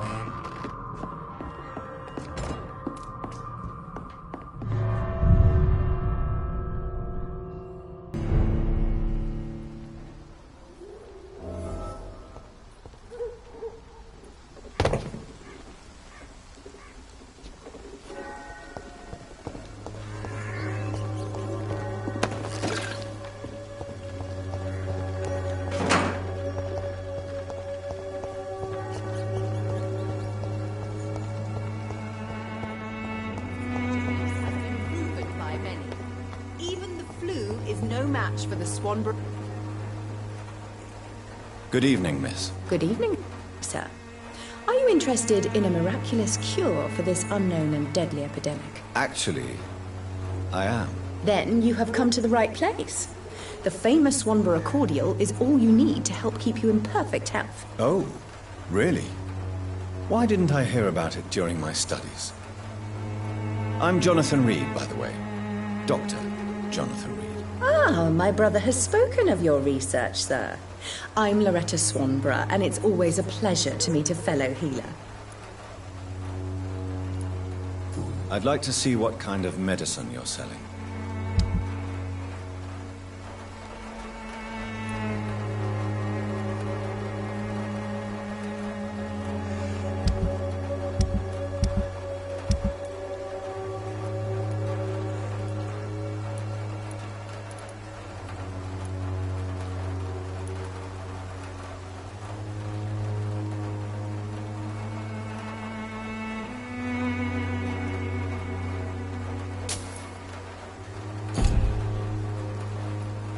Good evening.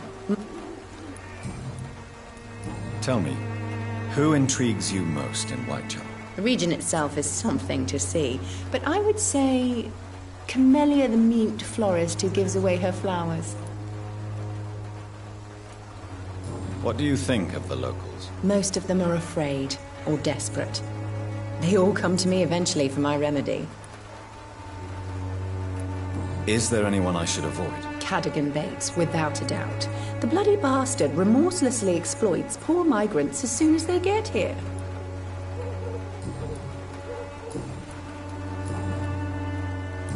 Goodbye, Miss Swanborough. Perhaps we'll talk again. The Swanborough cordial can be the answer to all your problems.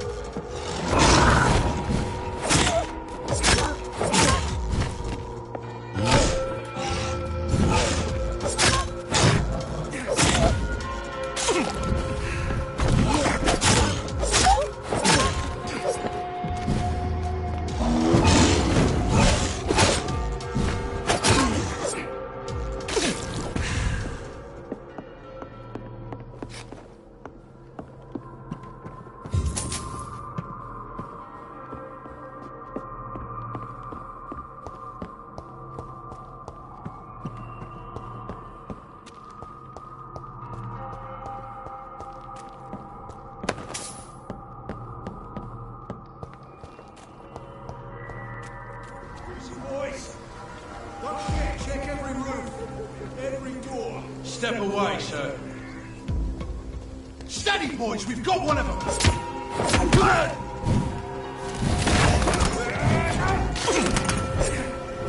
Killing's all you deserve.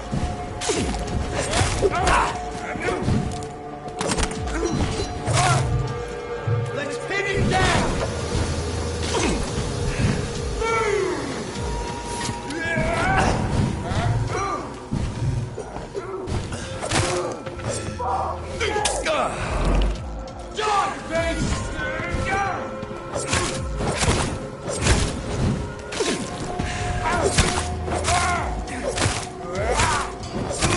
Filthy fucking beast! I'll send you to hell!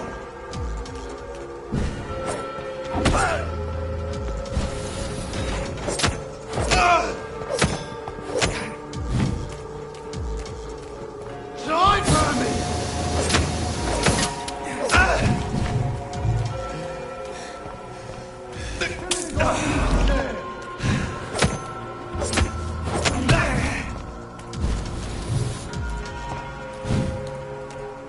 You leeches need killing!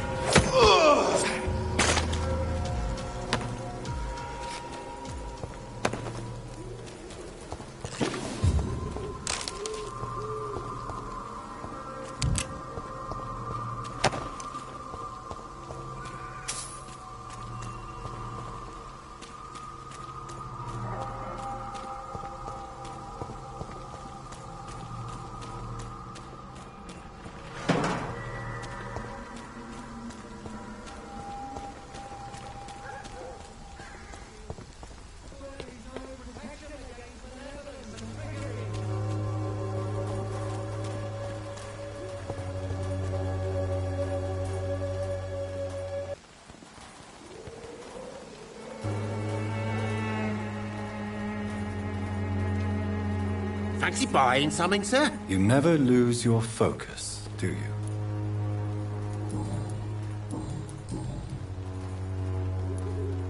What do you know of Harry Peterson? The boy seems so fragile.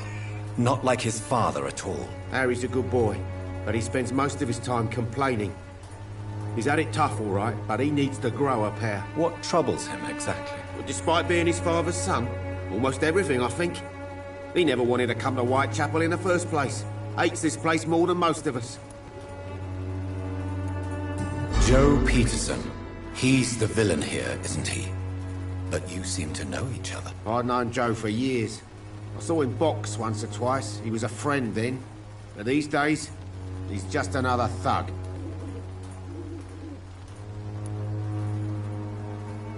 What can you tell me about Mr. Peterson? Besides his behavior toward you, obviously. Colossus Joe was a decent boxer, good one even. But after his wife passed away, he found every excuse to stop training. Just wanted to pick fights with everyone.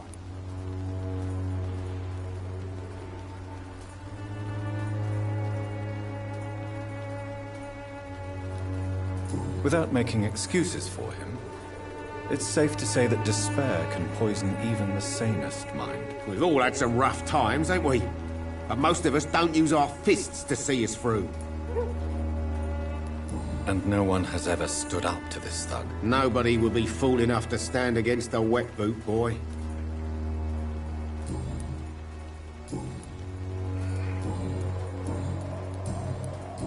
Do you need help, sir? I only need you to purchase something from my shop, sir. Right then. Show me what you have.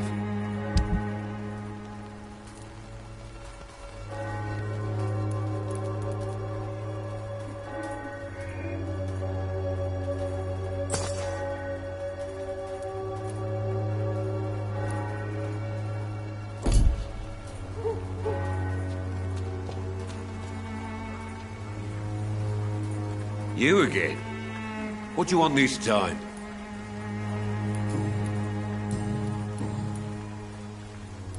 Why do you keep on working for the gang, Joe? You know it doesn't suit you. It's true, I hate this job. And I know I made some bad choices, but I'm a wet boot boy now. People won't forget it. You could leave tomorrow. Start another life in another town. That's easy for you to say, Doctor. We are poor.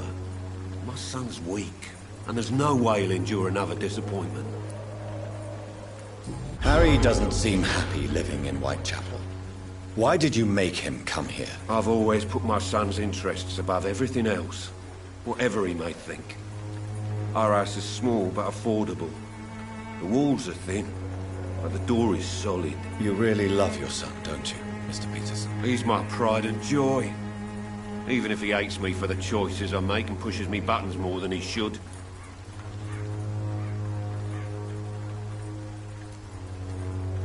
Since the criminal nature of your job means you could be arrested, are you not afraid of what would happen to your boy if you were? No one will ever take my son away from me. If that ever occurred, I'd hunt the bastard down and rip off his head with my bare hands.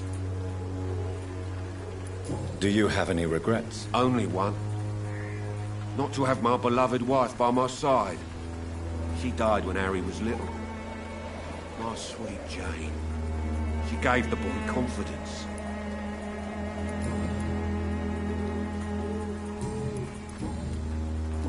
Can I offer you my medical expertise, Mr. Peterson? The name is Colossus Joe. I don't get sick. Goodbye, Mr. Peterson.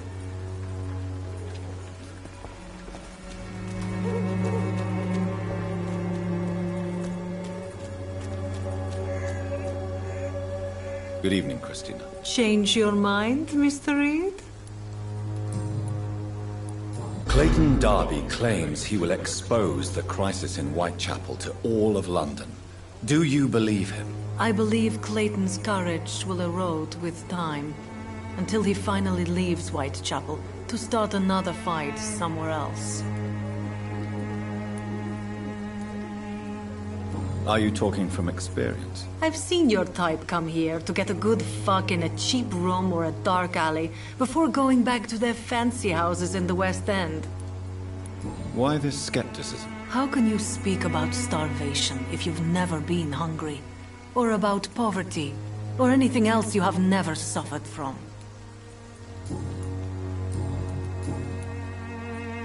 Do you need any assistance, Miss Popper? It depends on the price of your medicine. I am shocked that you would think I am that sort of man. Forgive my suspicion. I'm so used to liars with good manners. Thank you, sir. Goodbye, miss. Take care of yourself as best you can.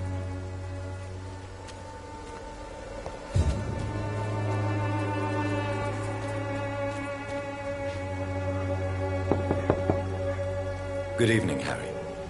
May I come in? Sure. Sure. Even my dreams are soaked with glue. So, may I ask you a few questions? I'm not bothered. What could be worse?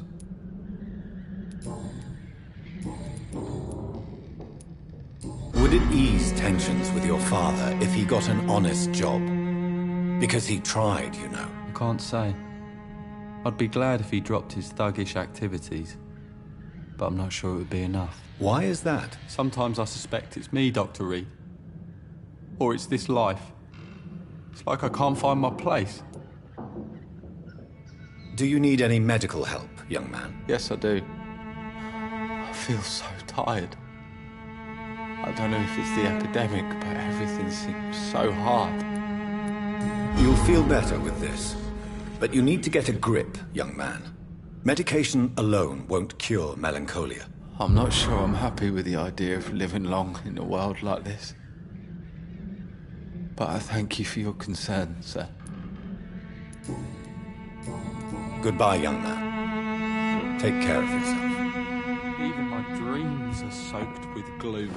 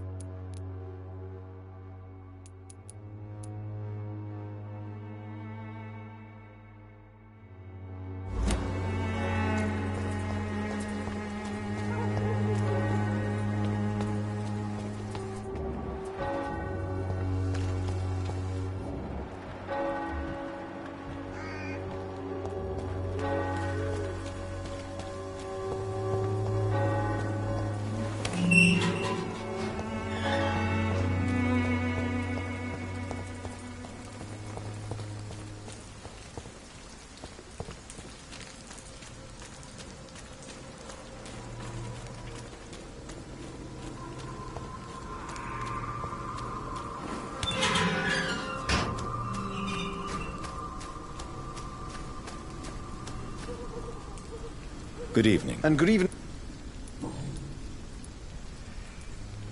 Did you know the mute florist is a member of a secret society? No, I didn't.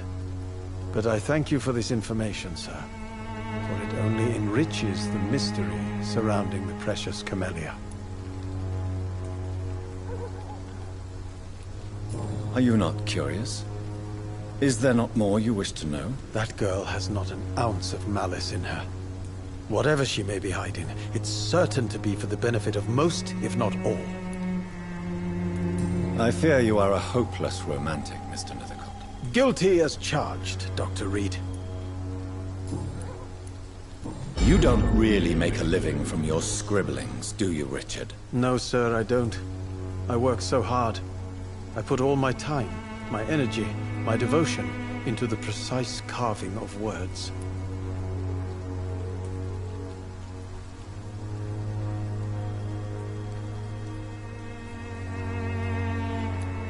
When she was younger, my mother was a painter and a poet.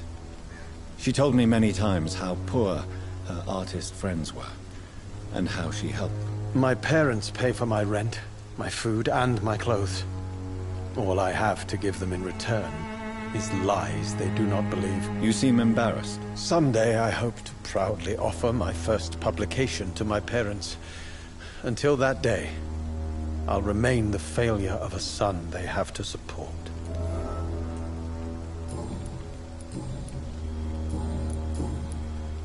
Do you need medical attention, sir? It may be wise to let you prescribe me something. I don't feel like I should.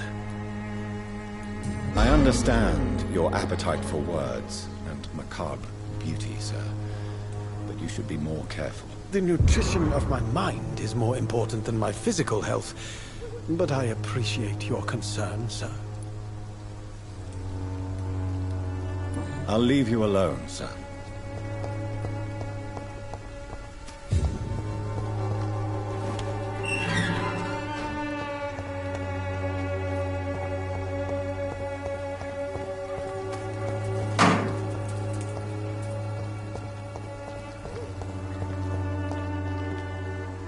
Hello again, miss.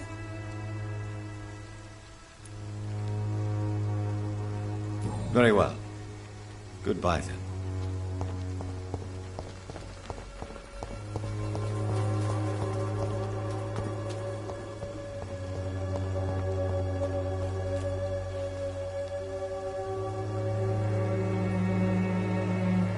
Good evening, Doctor. Can I... Do you need assistance? That would be nice of you, Doctor. Who knows what I may have caught during my investigation. If you persist in investigating the most pox-ridden boroughs of London, you must accept the risks. Thank you, sir. Goodbye, Mr. Darby. Farewell.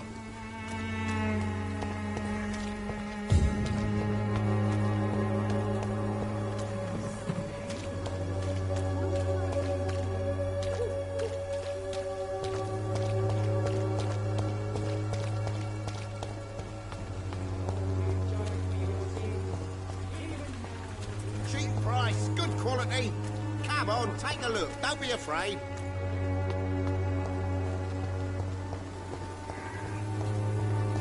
This district seems to get Hello, Mr. Petrescu. Hello, Dr. Reid. Come on in.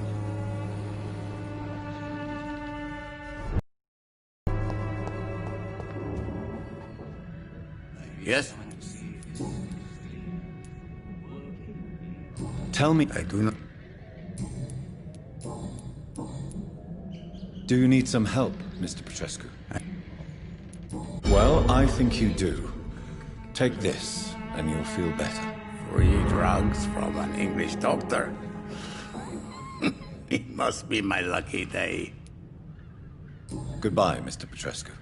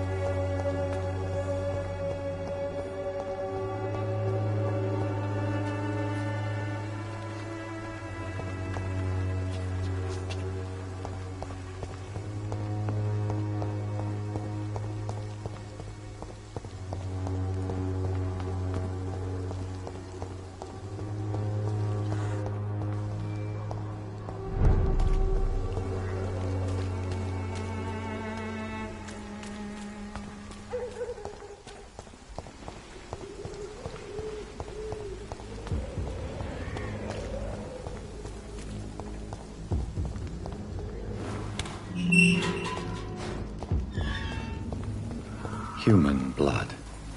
Whoever left these marks did so deliberately.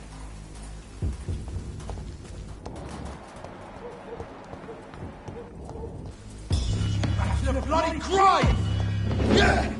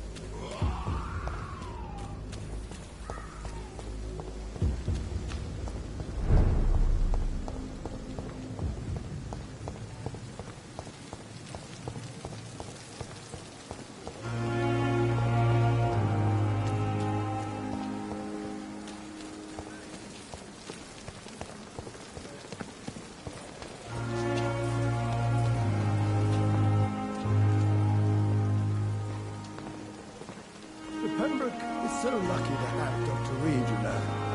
I met him in New York once. Perhaps I shouldn't consider the offer from that less Cadogan fellow. resignation and more determination.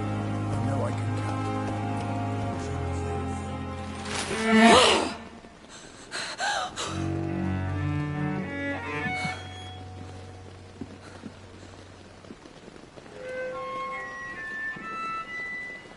I would ask you to avert your eyes, sir. Or did you not know it was rude to stare? I knew it. Speak up, Dr. Reid. I like a man who speaks his mind.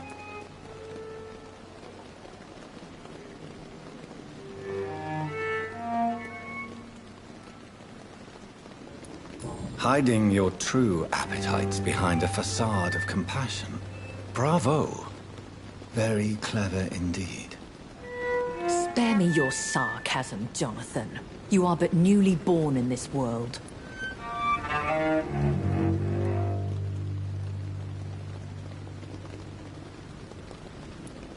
So in the end, the accusation was true, wasn't it? The situation is somewhat awkward nonetheless. I have not been observed sustaining myself for many decades. I have to say I'm a trifle embarrassed. Anyway, I have concluded my inquiries concerning your blackmailer. I see. Please excuse my agitated state. Under normal circumstances, I wouldn't let anyone see me in this condition. The case is closed, your ladyship. The person who took advantage of you has, shall we say, seen the error of her ways. So who was it? My lady, the blackmailer was dealt with using the utmost discretion. The culprit's identity is of no relevance. Thank you, Jonathan. That is exactly what I needed from you. You have proven your loyalty, so, as a friend, please accept this small token of my appreciation. Thank you, my lady. If you have an inclination to learn more about vampires or your current situation, I will be glad to aid you in your quest for knowledge. I don't understand. Why was I created and then left for dead? That is a question only the one who made you can answer. It's not normal practice. I doubt even if you find him, he will answer you, considering how cruelly he treated you. So me being a vampire could have been a mistake. I very much doubt it, Jonathan. Contrary to the legends, it is not as simple to make another vampire by just biting someone. I'd like to avoid creating another vampire by mistake anyway. Tell me, how is it done? The process is dangerous. It could even kill your potential progeny. If you did decide to sire an offspring, they must drink of your blood, Jonathan. I've been hearing a voice talking in my head. Is this some kind of insanity? It feels like the voice of the vampire that created me. Hush. Tell no one this. It would be unwise to talk of such things amongst British immortals. Speak no more of your maker.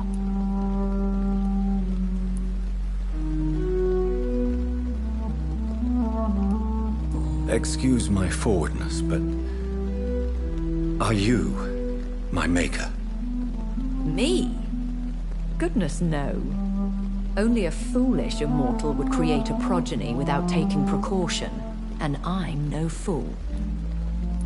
How could this cause offense? Only the powerful immortals can mentally call to their progeny. No vampire or hunter will sleep easy, knowing that an unidentified elder is stalking the streets of London. A vampire? Is that what I am? What we are? Such a crude word, defined by penny dreadfuls and drunken hacks. No. You are now an Ekon, and that you shall remain. So we are Ekons. How can I identify us amongst other vampires? How to put it? All Ekon are vampires, but all vampires are not Ekon. We are but a branch of the immortal tree. Are you an Ekon too? Yes, I am. We are the closest thing to what man refers to as vampires. Forget what you think you know about us.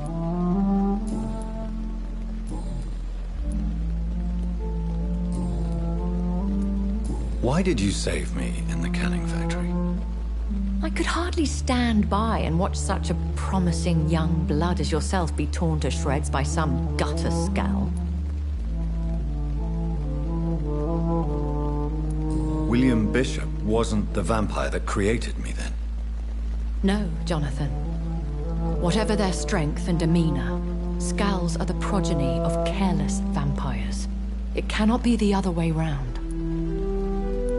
What type of vampire is a skull?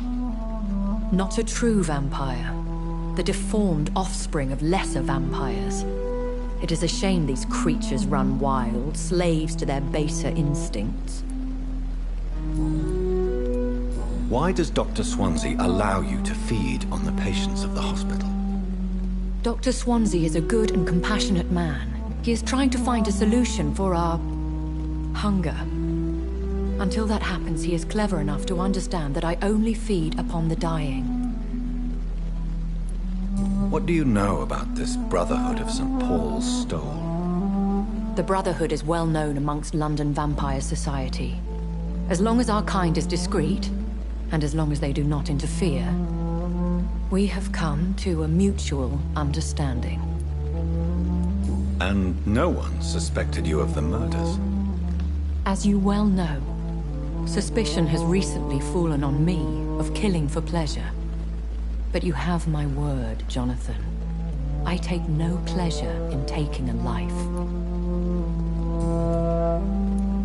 I know this is beyond the pale, but may I inquire your age?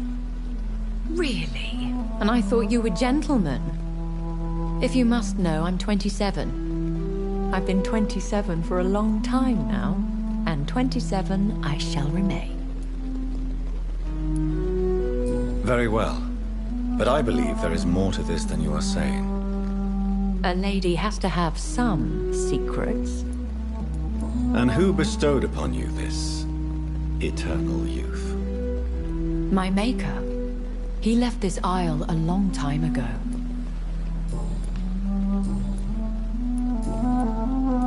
When I awoke, changed, I was chased and attacked by vampire hunters. Prepared and well-trained. Though I can't be certain, more than likely it was the once glorious Guard of Priwen. Once glorious, but still dangerous. They have seen better days, but all fanatics are dangerous. You would be wise to stay clear. They are sworn to destroy our kind. You make them sound like some sort of cult. More as the best ones, a secret society.